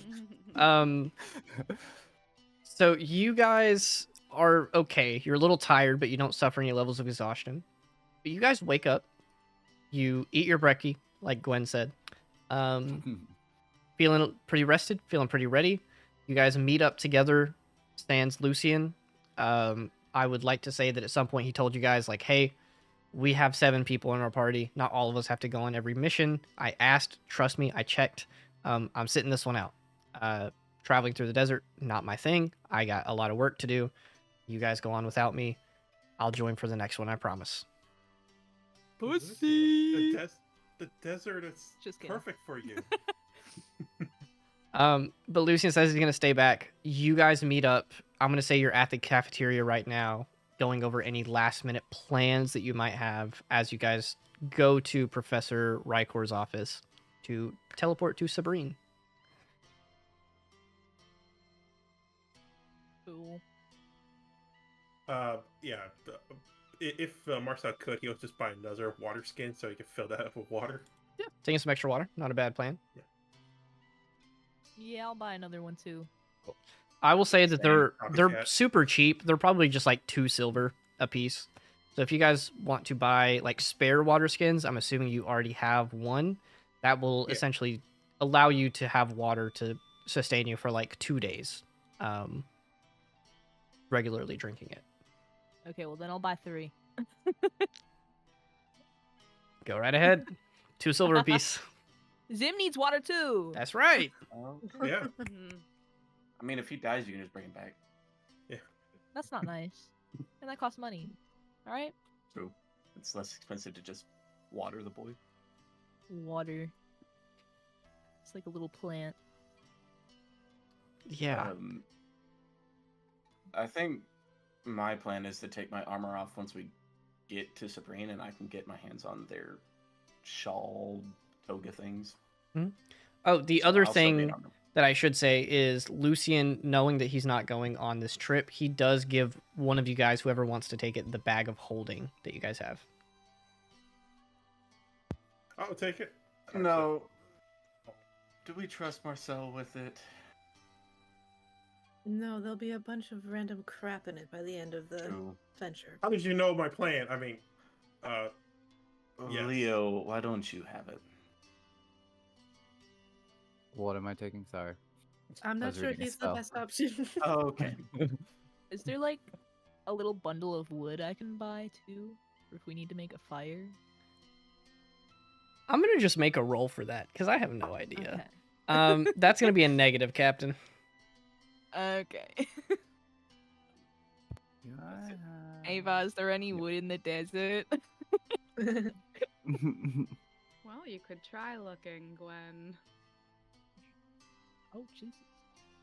Athera, you can have the bag of holding, by the way. Okay, I'll take it. Sorry, Marcel. Gwen's gonna gather some wood before we go. with all the camel crap. All right, you guys wait for an hour as Gwen goes out and like chops I don't down a listen. small I don't tree. chop wood, okay? I just find some good sized sticks. Sure, I will say that you find some like sticks to make a fire. You stuff them in the bag of holding. It takes you like 20 or 30 minutes. Cool. Not a huge deal. It's probably good that we take a little bit of time because Rykor didn't want us to go until sunrise, and pretty sure it's, sunrise may be different for him. So we may want to take a little bit of time. Okay. I got wood, guys. Oh, nice. Yeah. Mhm. I'm glad you got your wood. Thank you. So are we ready to go? I'm ready whenever. I'm ready. I'm ready. Now let's go Leo. get some camels. Leo has his face Right. stuck in a book, prepping up his I do. spells. Okay. I think Preparing. I think so. I'm ready to go. he's ready. I'm just gonna I was actually reading a lot of stuff. I'm gonna shove Leo towards Rykor's office. Just like, if he's not looking where he's going, I'm gonna guide him. You guide Leo Mhm. as he is reading his book and he's like trying to prepare spells that are best for this mission. You guys get to Rykor's office. It is unlocked. You can go in and click the lock open. You can use the teleporter however you guys would like, but you are limited to 3 per trip. So I should probably I'll do one of the trips, and maybe whoever else is good with magic can be in the other one. Marcel, I think that's you. Huh? Me? Huh? Oh, magic? Yeah, sure, I'm good with magic. Yeah, Right? don't you know magic? I'm just as good, Lucian. Yeah. How about Right? Marcel? Yes, you're Yeah. just as good as Lucian. Especially Awesome. considering he's not here. Yep. That makes me 2 times better. Why Yep. don't Yup. Uh, Yup. Why don't you take Viserys and Gwen with you in case? Yeah. Yeah, I'll take them. Do you know what you're doing? Teleport. Okay, All right. I take Marcel over and I like walk him through the steps very Okay. slowly. Hey, is Leo, what do you want to go with Marcel? Yeah, I'll go No, with you're staying. myself. Okay, good. Okay. Okay, good. Whatever. Sorry, as I'm still reading. Yeah, I'm gonna say you guys kind of have your groups made. You split up into 3. Marcel takes one. Athera takes one. You guys both go through. You grab the materials that you need. You set them in the basin, and you teleport. You guys, as soon as you teleport, you feel the air is significantly warmer. You guys are there's like a dry heat to the air, even though you are coming in like the earlier hours of the morning. As you begin walking around, you hear a voice call from another room. It's Professor Rykor, and he says, "Go ahead and come on out. You're in the office. I have some water if you guys need it." So you didn't need to buy water? More water. Marcel goes reach for water. You guys exit Yeah. the office into like the living room area of this house. First thing you notice is looking through the windows, you guys are on like the 2nd floor, and you hear a little bit of like noise coming from underneath you guys, almost like it's a shop or something. And Professor Rykor motions to a little platter that he's made, and it's got a couple of like glasses on it that are turned upside down. It's got a pitcher of water with a little cover on it, and he's sitting on the couch, writing in a journal of some kind, and he sort of waves his hand over and he's like, "You guys are free to grab some before you go. You're definitely going to want to be hydrated if you guys are going to be walking around very much. And whenever you guys are coming back to the school, I was instructed to give you these." And he holds up a little pouch, and you can hear some like clanking, almost like rocks inside of it. What is this? How- What's that? He sets it on the table, unwraps the bag, like sets his journal over to the side, and he pulls one out. And it's this like slightly smaller than your palm. It's like a little flat stone with a blue magical rune engraved on the top. And he says, "These are returning stones. If you guys are going out on adventures that are kind of far away, it kind of makes the whole travel process easier. As soon as you're done, you use these, and you'll be right back at the school. Do we have to eat it? If that's how you want to cast this, be my guest." How do you cast it? Well, I would demonstrate, but I don't want to leave. You crush it, and then it will activate like a little bit of dust in your hand. It's magically charged, and then you hit that onto a person, or I guess a creature of some kind, and it will teleport them right back to the school. Does He also person- looks through and no. counts, and he's like, "I have 7 here. I'm counting 6." You can give the other one to my dragon. I guess. I don't think you'll need one. If he I don't stays know. with I you, don't know how it works. that's going to be fun to test out. I'll give you guys the extra one regardless. And you make sure to teleport first. And if it doesn't work, one of you guys has the extra and you can teleport the little dragon. Okay, cool. But as far as I know, I think it should be fine. He's really small. He's like sitting in your bag. Should work. All right. He gives you guys the bag. And he's like, "Make sure to close the door on your way out. Don't fall down the stairs." No guarantees. And he gives you a thumbs up and continues with his journal, writing in it. Arabian. Um, I'm assuming you guys leave now. Mhm. I would just ask him if there's a shop to buy the robe thing so that me and Leo could get out of our heavy armor. He Yes, please. holds his journal down a little bit and he's like, "Yeah, I didn't even think about that. Go down this street," and he motions, down the street that you guys are on. He's like, "Go a couple blocks that way, head towards the bazaar, and there should be a couple of like clothing stands that are selling them." Okay, thank you. Yep. You guys exit, close the door on your way out, and you're on this like patio type area. You're on the second floor. There are people walking through the streets below you, looking out into the city. It is very over the table, like Middle Eastern inspired. It's got these sandy yellow buildings made out of this like sandstone brick kind of stuff. There are a lot of like torches and things that aren't lit because it's the daytime. It's this bright yellow city. A lot of the buildings have those like circular and then pointed tops on them. Looking just out across the city and down some of the streets, you guys notice that there are some guards patrolling. They're wearing this like sandy gray chitin plate armor. There are a couple of people in like this colorful, sheer, almost like silky clothing who are like playing in the street. Some children are running around. And you see down the street where Professor Reichwer pointed, like a big bustling market. And then there is a staircase leading down out to the street.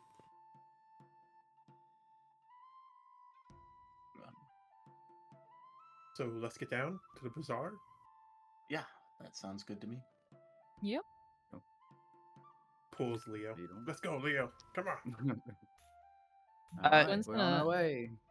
I want to follow Rosarius and Leo to like wherever they get the hood thing. Yeah. The scarf. You guys head down and you begin walking through the streets, and you get some like glances from people who notice that you kind of don't match the vibe here. A lot of people have very like tan skin.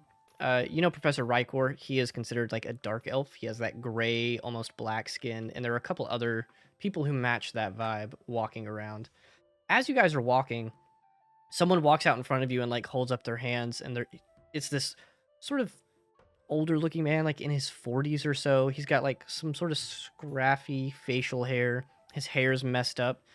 He is also wearing some of these like lighter sheer clothing, but they don't look as high quality as some of the other people's. And he says, "Hey, so listen, I hate to be a bother. I just require your assistance really, really quick." Sure. With what? He offers to like take you by the hand. And he's like, "I'll show you. It's down the street. There's a problem. Some people need help, and I'm not capable of giving it to them." What kind of help do they need? "I can show you." Wouldn't it be best to ask someone who's from here? "The guards won't help." Why is that? "You tell So me." you're not trying to scam us right now? Hmm? What- That's how I Kidnap feel us, right baby? now. Can I? Guys, yeah, this is can I invite offensive. him? We can't He's just not say here, I'm this kinda random scared. stranger. He's trying to scam us. Oh no. I mean, he's just like stuttering and stammering. He's like, "There's 7 of you and there's 1 of me. How am I supposed to get away with this?" What Marcel, if you look at- bring us to like a group of your friends, right, and then you jump us? You know? I don't have Right, friends. Only 6 of us. Marcel will actually turn to Rosarius. "Hey, Rosarius, do you think he's telling the truth?" Can I insight check him? Yeah, go ahead. While you are doing that insight check, I want you guys to tell me. We know kind of who's in the front. I think Rosarius was taking point. Who's in the back? Marcel probably behind Rosarius. So you're closer to the Um, front. Yeah, I'd probably I'll be be Gwen's I'll in be the towards the middle. back. Cool. I'm kind of taking in the surroundings from behind. Rosarius, what'd you get on that insight check? A whopping 5. Whopping 5. This man is either an incredibly talented actor or he's being very genuine. Like, you can tell that this man is like anxious and stressed and worried a little bit.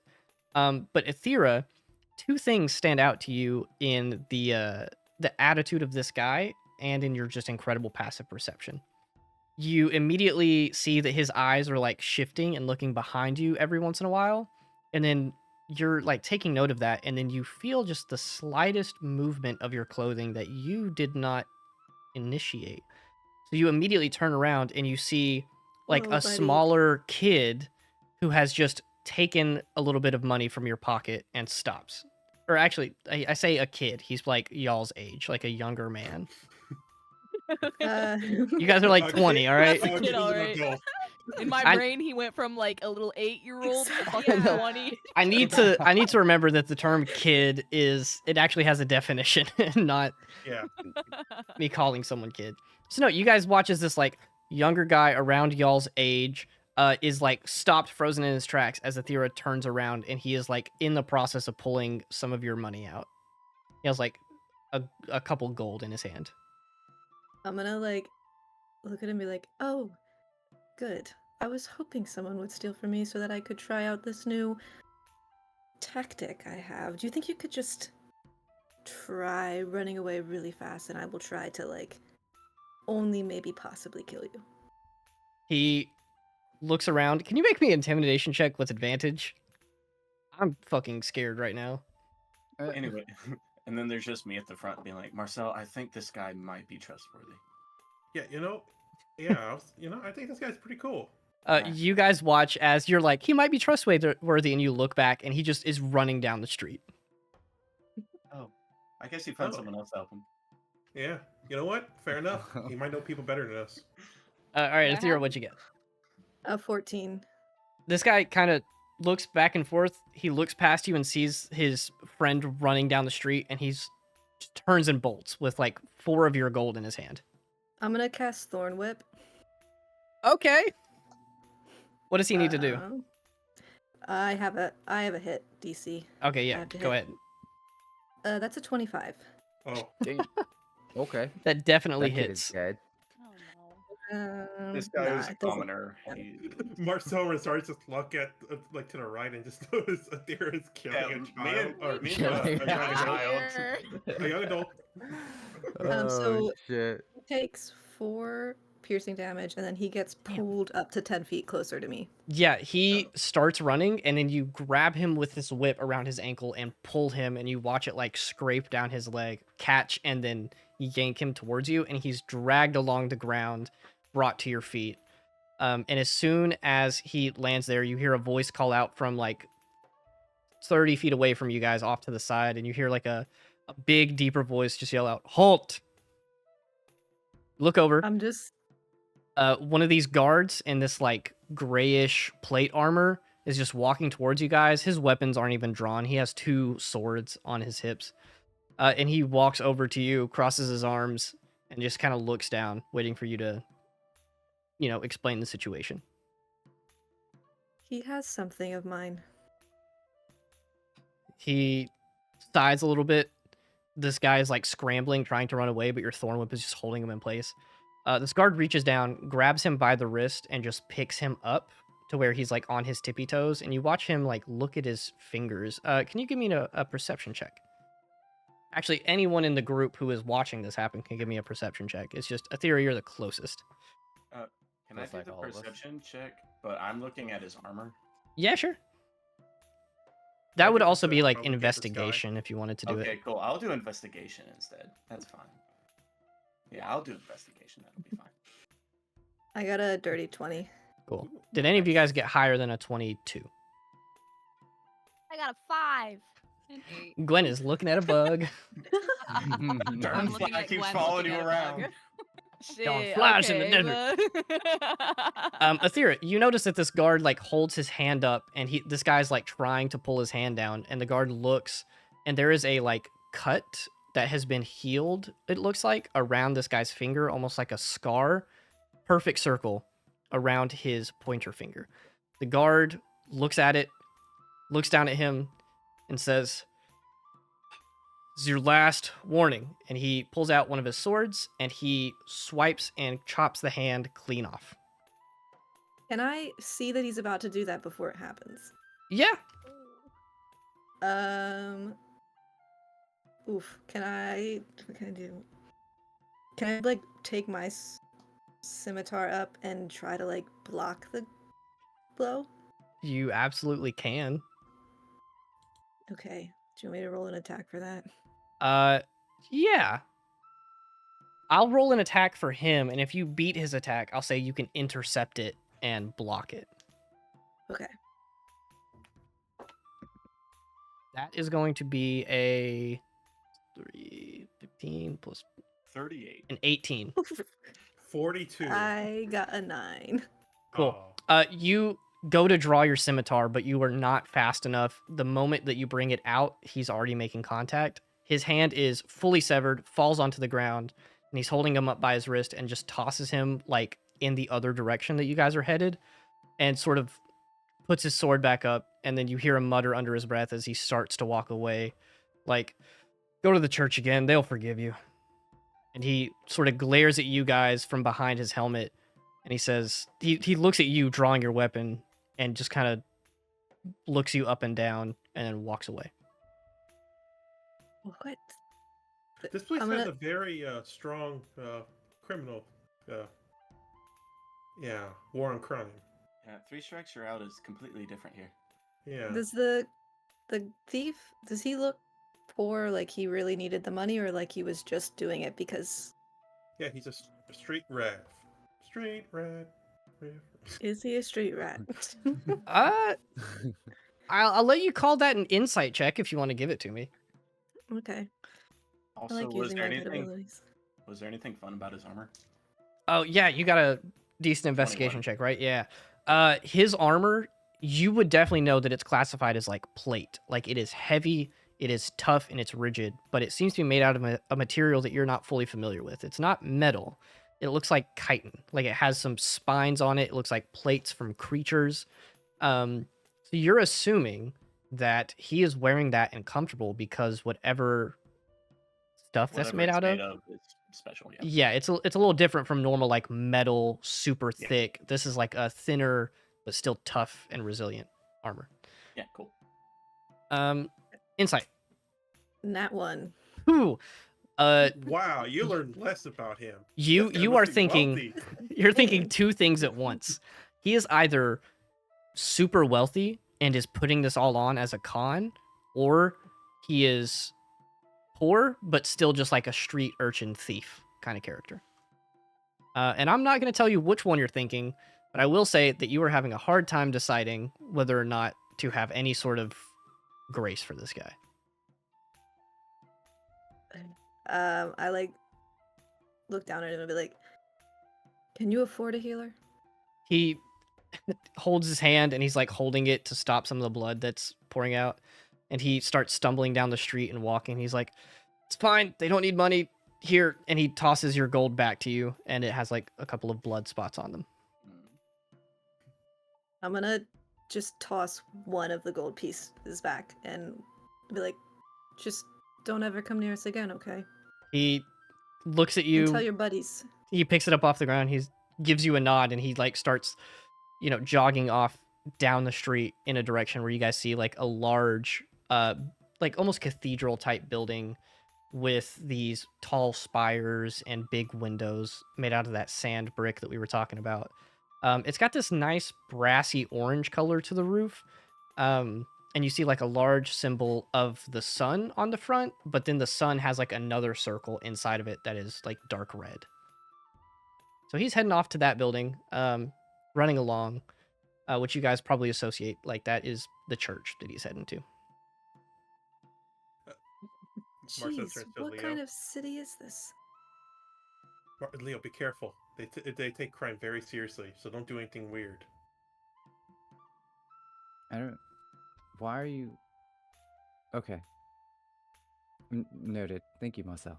You're welcome. It's very important that you know this. Is it because I'm an orc? Hmm? Nothing. What's an orc? Oh, right, those guys. No, of course not. Oh, all right. Well, that was a good talk, Marcel. Thank you for that. Aren't we supposed to go to the bazaar? Yes, let's go. Let's go. All right. You guys begin walking down the street. You get still like a couple more glances and stuff because you guys are not wearing clothes that fit in here. You guys get to the bazaar, and it is this large, open, there are stalls everywhere. It's like almost like a city center park area with a bunch of, like market stalls, tents, games, a bunch of stuff set up. You guys are walking around, and there are merchants who are like calling out, trying to sell jewelry. People are offering like massages and like oils and treatments and things like that. there is a building off to the side that has like a hot spring, like hot bath area that's supposed to be like healing and rejuvenating. A lot of food, a lot of spices. There are even a couple of like decorative tattoos or even temporary tattoos like henna that people are selling. There's clothing stalls that you guys are looking for, so that's going to be pretty easy to find. And even some people selling like trinkets and little memorabilia. But the big thing that catches y'all's attention, other than the stall you're looking for, is there are two people who are like circling each other and a crowd is forming around them. And they're obviously like making a big show of this, but it looks like they're about to fight. I heard about this. This is called I think this is called like a flash mob. They do like these little dances and everyone watches. Really interesting. I don't. Flash mob. Well, That sounds pretty cool. no, Yeah. no, this looks a lot like a duel. I'm pretty sure they're gonna just they're gonna start dancing. Watch. Things like this happened in Stonewall. This is definitely a duel. Dances? No, not dances. You guys don't dance at Stonewall? No. Oh, I think- I'm so sorry. You know, context. No. It's Cortean, not They're about to fight Baptist. each other. You guys watch, and just from where you are, without even getting closer, you will see that these people start circling each other. And as a crowd forms, all the people around in the crowd in this like big open area, they all start to like take a knee so that everyone can see and watch this happening. And it is a half elf man, like tan skin, shaved sides of his head, and like that like shorter hair up top. He is walking around. He's got long brown hair. And there is like a very long braid on the front left side. The other person is a dark elf woman with like this grayish color hair, very dark skin, who is also walking around. They're wearing some like medium armor. They have a weapon, whereas the other person just has like a staff. And they are circling each other, just talking at this point, but you guys are probably too far away to really hear them over the chatter of the market.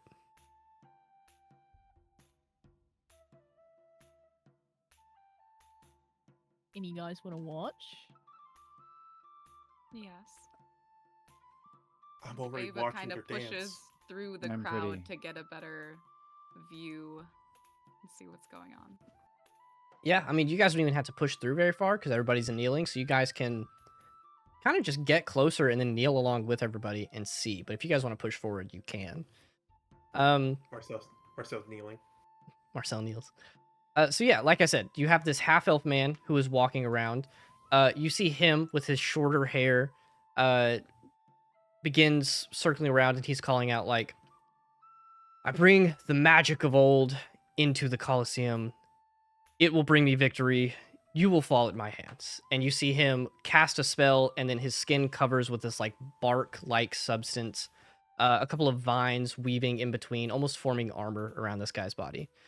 He has his staff in his hand and some vines wrap around it, and then he lunges at the dark elf woman and strikes.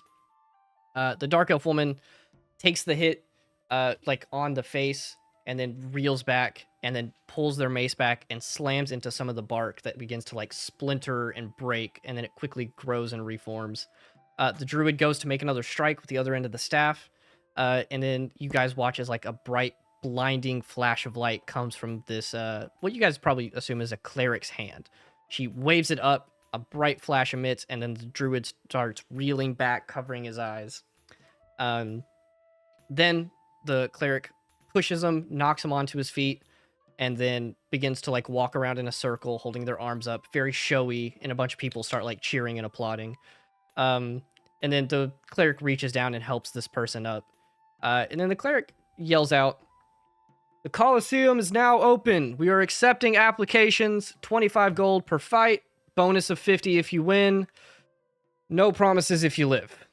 And then they begin like walking around to people, and you see some people like taking pieces of paper and things like that, filling them out, asking questions, and the crowd begins to disperse. Hmm. Marcel slowly goes towards the Marcel, paper. no, we don't know. Gwen's already Yeah. grabbing a piece of paper. Oh my gosh, we're not. We We're don't here have to time do a for this. mission. Zim is Yeah, like it's poking his awesome. head out of the bag, and he's just like, "Are we gonna fight?"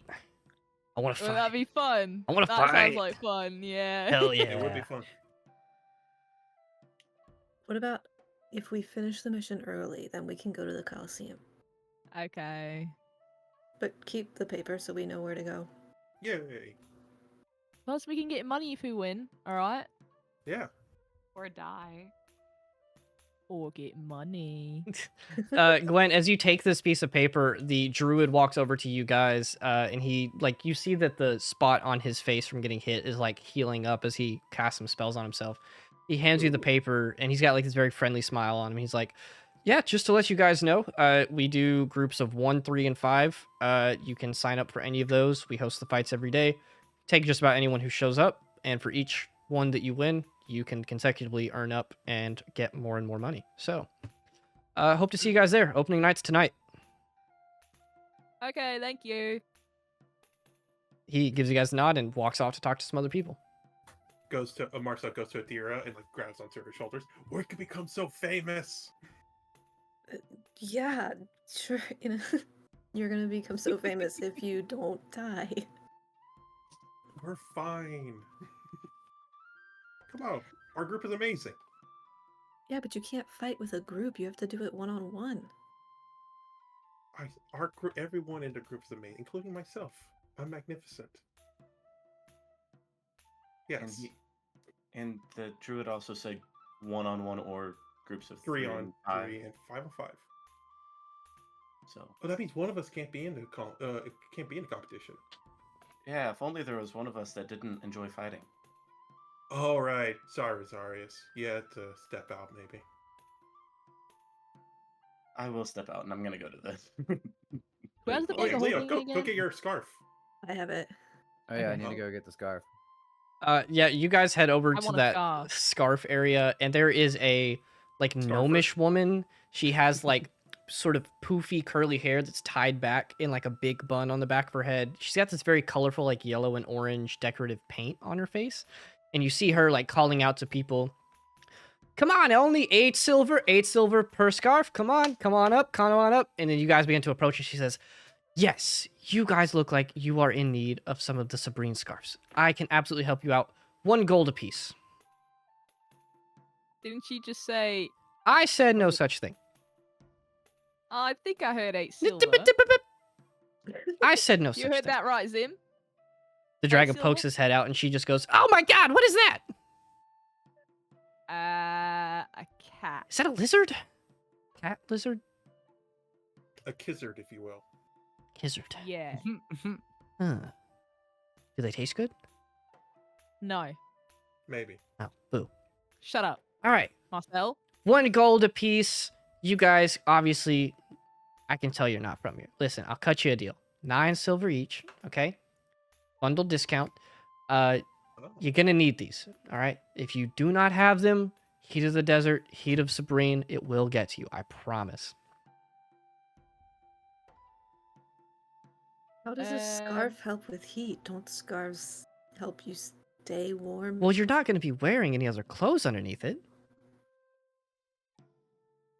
Just a scarf? She says, look, and she points to someone out in the crowd, and you see, again, it's not just a scarf. It is like it's almost like a bed sheet. Like, that's how big it is, but it's thinner. Like very toga. Yeah. It's a toga. So it's essentially, people Ah. will use this, and they will wrap it around themselves. And there's different styles. There's like the toga style. There's the style that's like a strapless dress almost.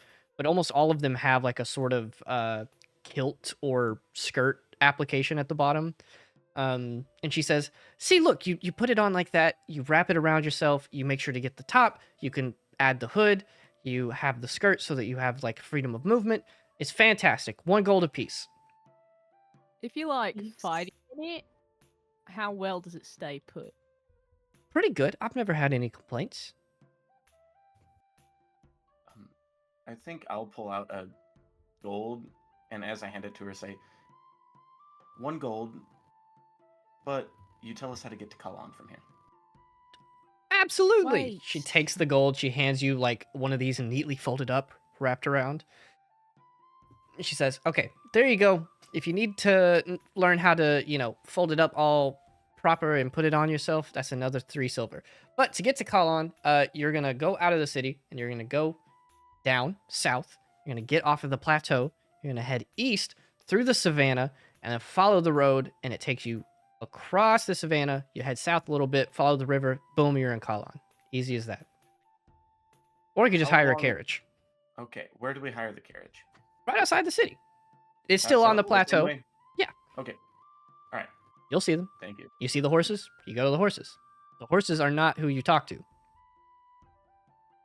Got it. Mhm. Aethera, can I borrow the bag of holding so I can put my armor in it? Yeah, I'll just pass it around for everyone when they change. Okay. Perfect. So Well, I'll sorry, give we her a can't gold change and in here. It's public. Yeah, He says, I'm whoa, assuming whoa, they're- whoa, hey, listen, at least You keep said your you would undergarments show on. him how to do it. 3 silver. I'll figure it out. Okay, Do you fine. have a changing room? 2 silver. Do you have a changing room? There's an alley right there. Good enough. Great. Cool. I'm gonna go put it on. Yeah, you go back. I'm gonna say give me a, a history check, I guess, with... Just give me a history check. I'm gonna pay that. man I 3 would have said silver. Weaver's tool check. 16. Okay, it doesn't look perfect, but you get it to work. So whatever style you want to go with, like the toga style, sort of longer bottom, you can do that, or you can do the like hooded up, almost like an X across your chest. I think I would do like hooded up, X across the chest, so that like both my shoulders are free, so I can swing my sword around. Cool. Yeah, I like it. So we're sorry, steps behind an alleyway really quick. You take all your armor off, you put that on, you come back and you give your armor to Aethera to put in the bag of holding. And the lady's still sitting there. She's like, all right, everybody else, 1 gold apiece. Come on, that's a steal. On my Are end. you in need of maybe some saffron, perhaps? What? Please. I don't know. You like cooking? Listen, lady, dragon, I don't know what you are. I'm okay. Dragon Lady. Dragon lady. I like that. Is that your name, Dragon Lady? It is now. Yes. No. It is actually, yes. Yeah. So listen, I appreciate the offer, but if you're gonna haggle with me, you're gonna need something a little bit better than that, right? 1 gold. Take it or leave it. So why are you offering everyone else 8 silver? Because business was Fine. slow, but it's not slow anymore. Because we all walked up at the same time. I didn't Oh. say that. I implied it. Supply and demand, I guess. I'm gonna pay you 8 silver. And I'm not gonna give you what you need. 9 silver. I'll give you half of what you need. I mean, that I was hate you. Good. The feeling's mutual. She holds out her hand. 10 silver. It's a 1 gold. Sure. That's 1 gold, mate. She Yeah. closes her eyes a little bit. She's like, you drive a really hard bargain, but I'm gonna take you up on it. And Don't then I worry, I'll give it lower the price from 1 gold. I'll give it for you 10 silver. to- 8 silver. Anybody else? Anybody else? I'm gonna give I her will. one gold, 3 silver. God Be like, damn show it. me how this works. Thank you. Fantastic. She hands it to you. She takes one of the ones that are folded let up me and she watch. unfolds it and she says, all right, so listen, this is how you do it. And she's like wearing kind of like basic clothing, like a over one shoulder, almost kind of like bra shirt, and then a just pair of like shorts. She takes it, she folds it around her body a couple of times to where it forms almost a shirt. She wraps it around her head to form a hood, tucks it back in the back, and then wraps it around and ties it to itself, and it forms like a skirt down to her knees. So at this point, she's like fully covered, you know, abdomen, shoulders, head, and legs. She says, ta-da! There it is. Thank you very much. She folds it up again, sets it down. Go ahead, try it. I'm gonna. Wait, is this 1 gold for the scarf? Mm-hmm. Mm-hmm. Or is this just a fold? You have to give her 1 gold and 3 silver Mm-hmm. if you want her to show you how to do it. 1 gold for the scarf, 3 silver for the tutorial. Or you can go back there and have Rosaris help you I'm do not dressing you. You can figure it out yourself. Oh, I'm I'd going pay to 3 give silver her- just to watch Tutorial? that. I'm Huh? gonna give her 10 copper. Was I able to watch her do the tutorial? for Yeah. Athera or no? Okay. Yeah, that's kind of She why did I it out in the Alright. open. She looks at your 10 copper and then like it looks like she's about to spit on the ground. She says, "Get that out of my face. I don't deal with copper. That's below my level." or coppers. All right. It's money. 1 gold for the scarf, 3 silver for the tutorial. I'll do it again. Take it or leave it. What are we doing? All right, fine, whatever. Here's the gold. Yep. She gives it to you guys and she says, "Now 3 silver for the tutorial. I'll show you how to do it." Fine. Nah. Take my money. Do you give her the 3 silver? Yeah. She does the exact same thing she just showed Athera how to do. Oh, thank you. Now I know it doubled. I know it. Now I know Okay, for so sure how to do it. Yeah. Marcel's like, okay, I want the thing for 8 silver. No. But But business is slow now. Yeah. that's You what I want- mean. She looks around. No one else is coming up, and she's like, "Are you the last one?" Yeah. What about redhead over there? I also just paid 1 gold. Sorry. Okay, you paid 1 gold. You took it. She's like, "Go ahead and roll a persuasion check." Marcel. Okay. Yeah. I swear to God, if you get this for 8 silver. She rolled a 6. Nat 20. Oh my. Fuck you. She looks around and she's Fuck like, you. "Okay, fine, 8 silver, and I'll even toss in the Oh, thank you. tutorial for 2 silver." Oh, no, thank you. I already got the tutorial 3 times. What? Yeah, you pay 8 silver, and she hands you the scarf. Thank you. How Marcel would do the scarf is he wants to look more like Julius Caesar kind of outfit. Like, Mhm. yeah, Like the Roman toga kind of thing. yeah, very Roman tone. Yeah.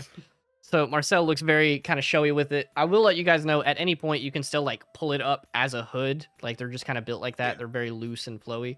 But yeah, you guys put these on. They're extremely light and comfortable. They're very like airy and very breathable. And to let you guys know, while you were out, you have essentially immunity from like normal heat from the desert.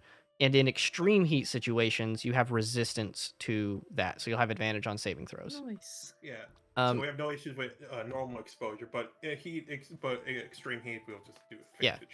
Also, to let you guys know, super minor detail, but she'll even show you guys this to like help in trying to sell it. She grabs one of them. She's like, "See, look, it's so useful. You can even do this." And she holds it up over a torch that's lit, and the fire just goes up and wraps around it, and the thing is unaffected. Oh, that's really cool. Now, listen, Does your he Do you have skin is not the same, but that thing, you get burned, it'll last, and I'll buy it back from you. 3 silver. Do you have maybe like a little handkerchief sized one? She looks down. She's like, "I could tear one."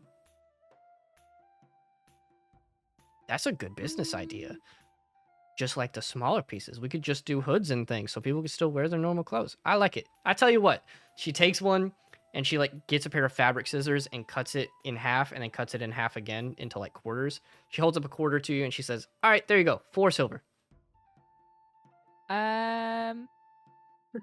I helped you come up with the idea. So 3 maybe silver. like 2? 2.5. 2.5. How much is that? 2 silver, 5 in copper. I don't want the copper. 2 silver, fine. Okay. Thank you. And you get a small one. It is small enough to do like a hood for yourself while you're, just wearing normal clothes, or you could use this for Zim. I'm using it on Zim. Yeah. She takes that. She has the other 3. She's like, "Haha, I'm gonna sell these for 5 silver." All right, thank you guys. Now please skedaddle. I gotta get some more customers. Cool. I'm gonna go up to one of the like tattoo shop things. You see a guy with like a bandana covering his face. He's sitting there. He's got kind of like longer, dark hair that's parted down the middle. Tan skin, kind of wiry and skinny, and he's got tattoos all up his arms and chest. Shirtless. He's sitting in one of these booths, currently tattooing somebody. And you walk up, and he looks at you, and he has like these dark eyes peering from behind this bandana. And he's just like, "Do you need something?"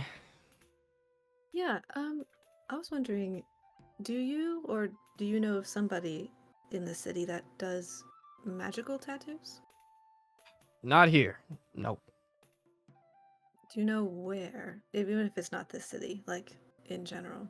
Listen, if you want magic, go to the church. That's the only place where you're gonna find it here. But I doubt they do tattoos and stuff. Oh, so there's not magic in this city. There is, just not widespread. They use it for show in the Colosseum. They use it at the church. Okay. Listen, you seem new to this. I'll be a little light with you. If you want magic, you're gonna want to go to another city. Here it's just used for show. The church does it, and they have their whole, religious shtick. Not my thing. Magical tattoos. I've heard about them. Not here. All right. Thanks for your help. Of course, I'll of go back course. to the group. Hey guys, do I have time to go in the hot spring? I don't know. How long is our trip gonna take? I don't know.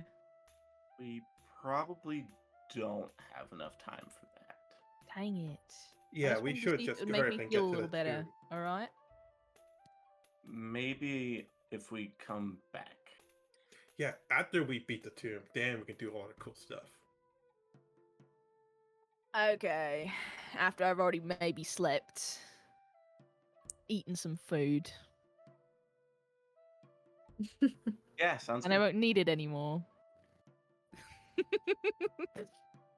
So let's go outside to the carriage, I believe. That's what we're supposed to do outside the village, city. Yeah, I'm assuming it's along the main road. Yeah.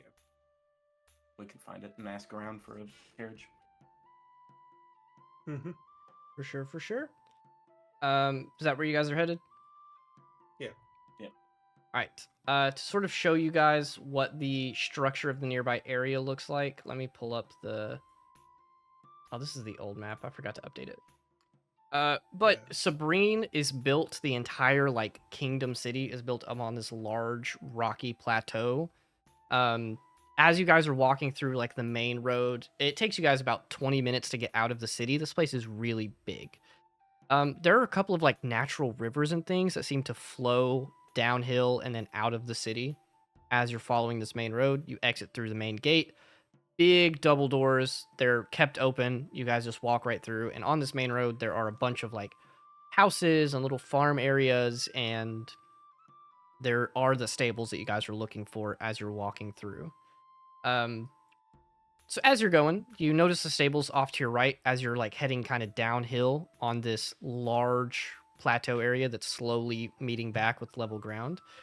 There seems to be a little halfling man who's standing on a stool, brushing a horse. He's got a bald spot on top. His white hair is pulled back into a little ponytail. He's got the scruff on his face. He's got sort of tanned, wrinkled skin. And he's just sitting there humming to himself as he's brushing, just.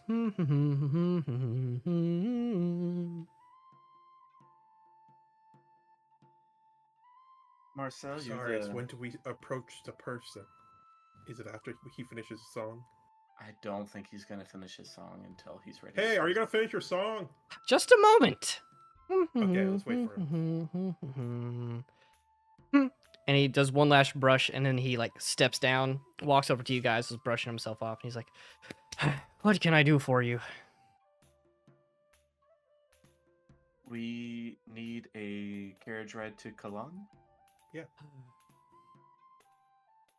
I can do that, but it'll cost you. We assumed.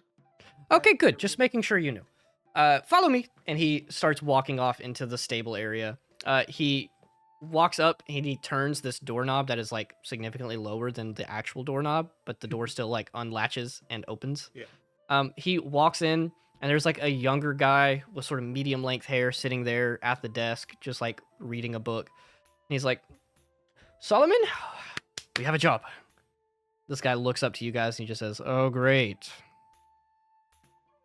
Another group. Yes. Yes. What are we doing?" Yep. To Cologne. Cologne. Okay. He stands up, sets his book down, and he says, "Follow me." And he walks outside, takes you guys over where there's like a carriage set up, and he says, "If you'll wait right here, we can go grab the horses. Go ahead and take a seat. Um, travel to Kalon will take us about 8 hours, and then it'll run you somewhere between 15 and 20 gold."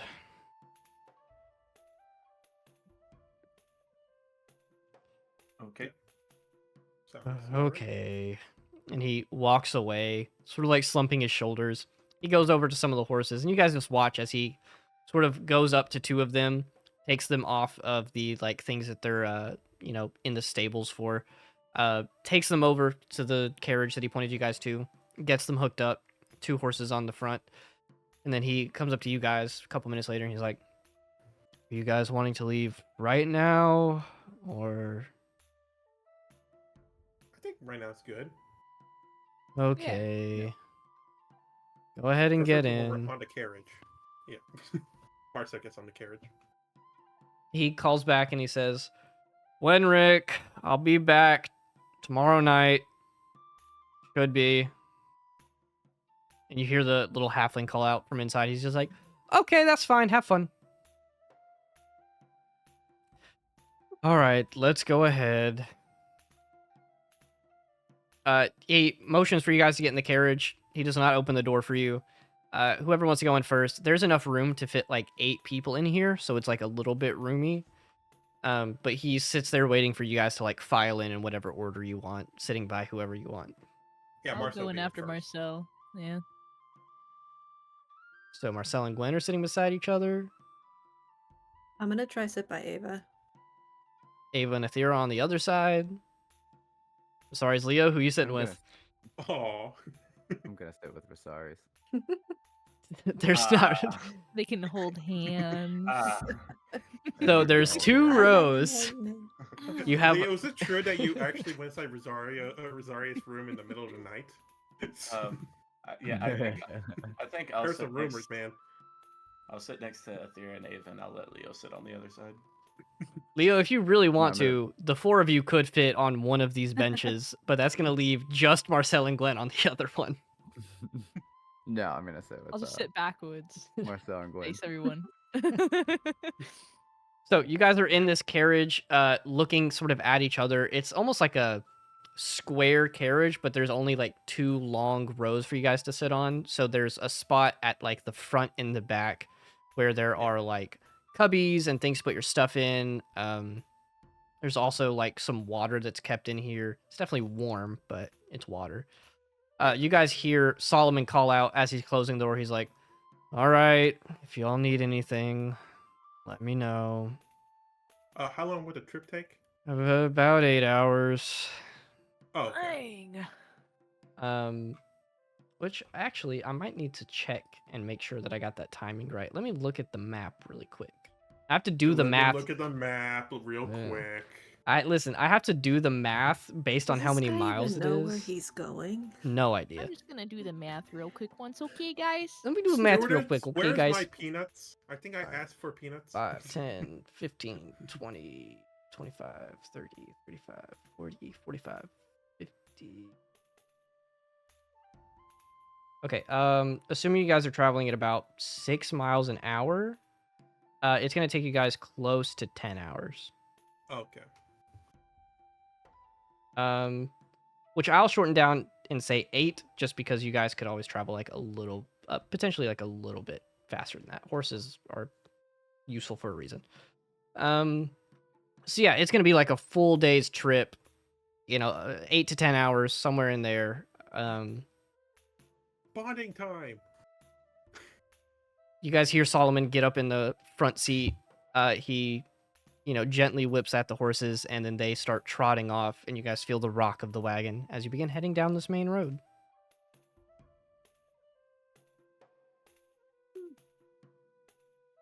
So how you guys feeling? You hot? Not too bad. Marcel's just looking at his sword. So what you guys gonna do in that clothing if we have to fight something? guess we'll have to fight it. Is that a question? I don't know. I mean, you're not really used to not wearing your armor. No, I'm not. I don't like it. How's it feel? Wrong. Okay. Maybe you should take it off more often if it feels wrong. No.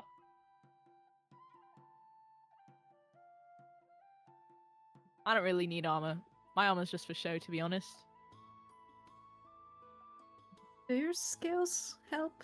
Like, I don't know, you would Yeah. be more resistant. My armor's just to make me look kind of cool. I don't really need it. Unless I, like, upgrade it, then I guess it'd be better, but... as of its current state, no. That's nice. I can essentially grow armor if I need to, so I'm not really worried about it. I mean, you are a druid, of course. Yeah. Yep, we've Mhm. established that. Yeah. No. Yep, armadillos. Armadillos. What? Hmm? What's an armadillo? That sounds cool. Yeah, it's like a dildo that armed. I think I saw that in the book I read earlier. It looked pretty Hmm. cute. We should try find one. You can maybe eat Is it it. edible? Eat it.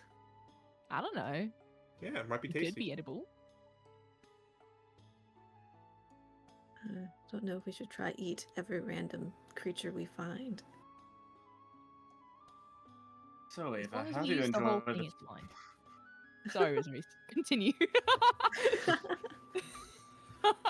How dare you interrupt our very important conversation Extremely important. with something so highly irrelevant? You're saying Ava's irrelevant? Wow, I meant to Dira, say, throwing whoa, shade. I just Wow. said Whoa, relevant. Adira. I It's tried the to say druid in relevant, him, and I it's the druid. moved over it. It's the druid for me. I'm worship. sorry, Ava. Yeah. I'm sorry. Dira's just... Ask your question, Rosaries. How are you enjoying your time at school? So far, so good. Feels very freeing. How so? Can do whatever I want. Yeah. And what do you want to do? Why are you asking me such deep questions? I barely know you. You I'm sound so sorry, serious. but- Sorry, mate. Relax. Loosen up a I'm- little.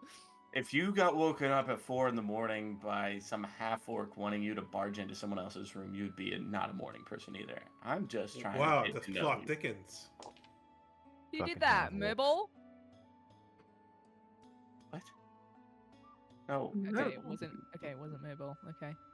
Our friendly I like her. neighborhood pacifist. I wouldn't mind if she barged into my room in the middle of the night, but yeah. Lucian? Yeah, Lucy? Yeah, Lucy and the half-orc. Yeah, that's definitely it. Okay. I didn't know he was half orc. He was Leo. Apparently, the human half is the physical. You know, that makes a lot of sense. Sometimes maybe the human aspect is stronger than the Honestly, orc why aspect. is every half-orc look like an orc rather than human? This is That some- actually goes back This from sounds kind of ancient racist. I'm not gonna lie. times. I think we need to stop the conversation.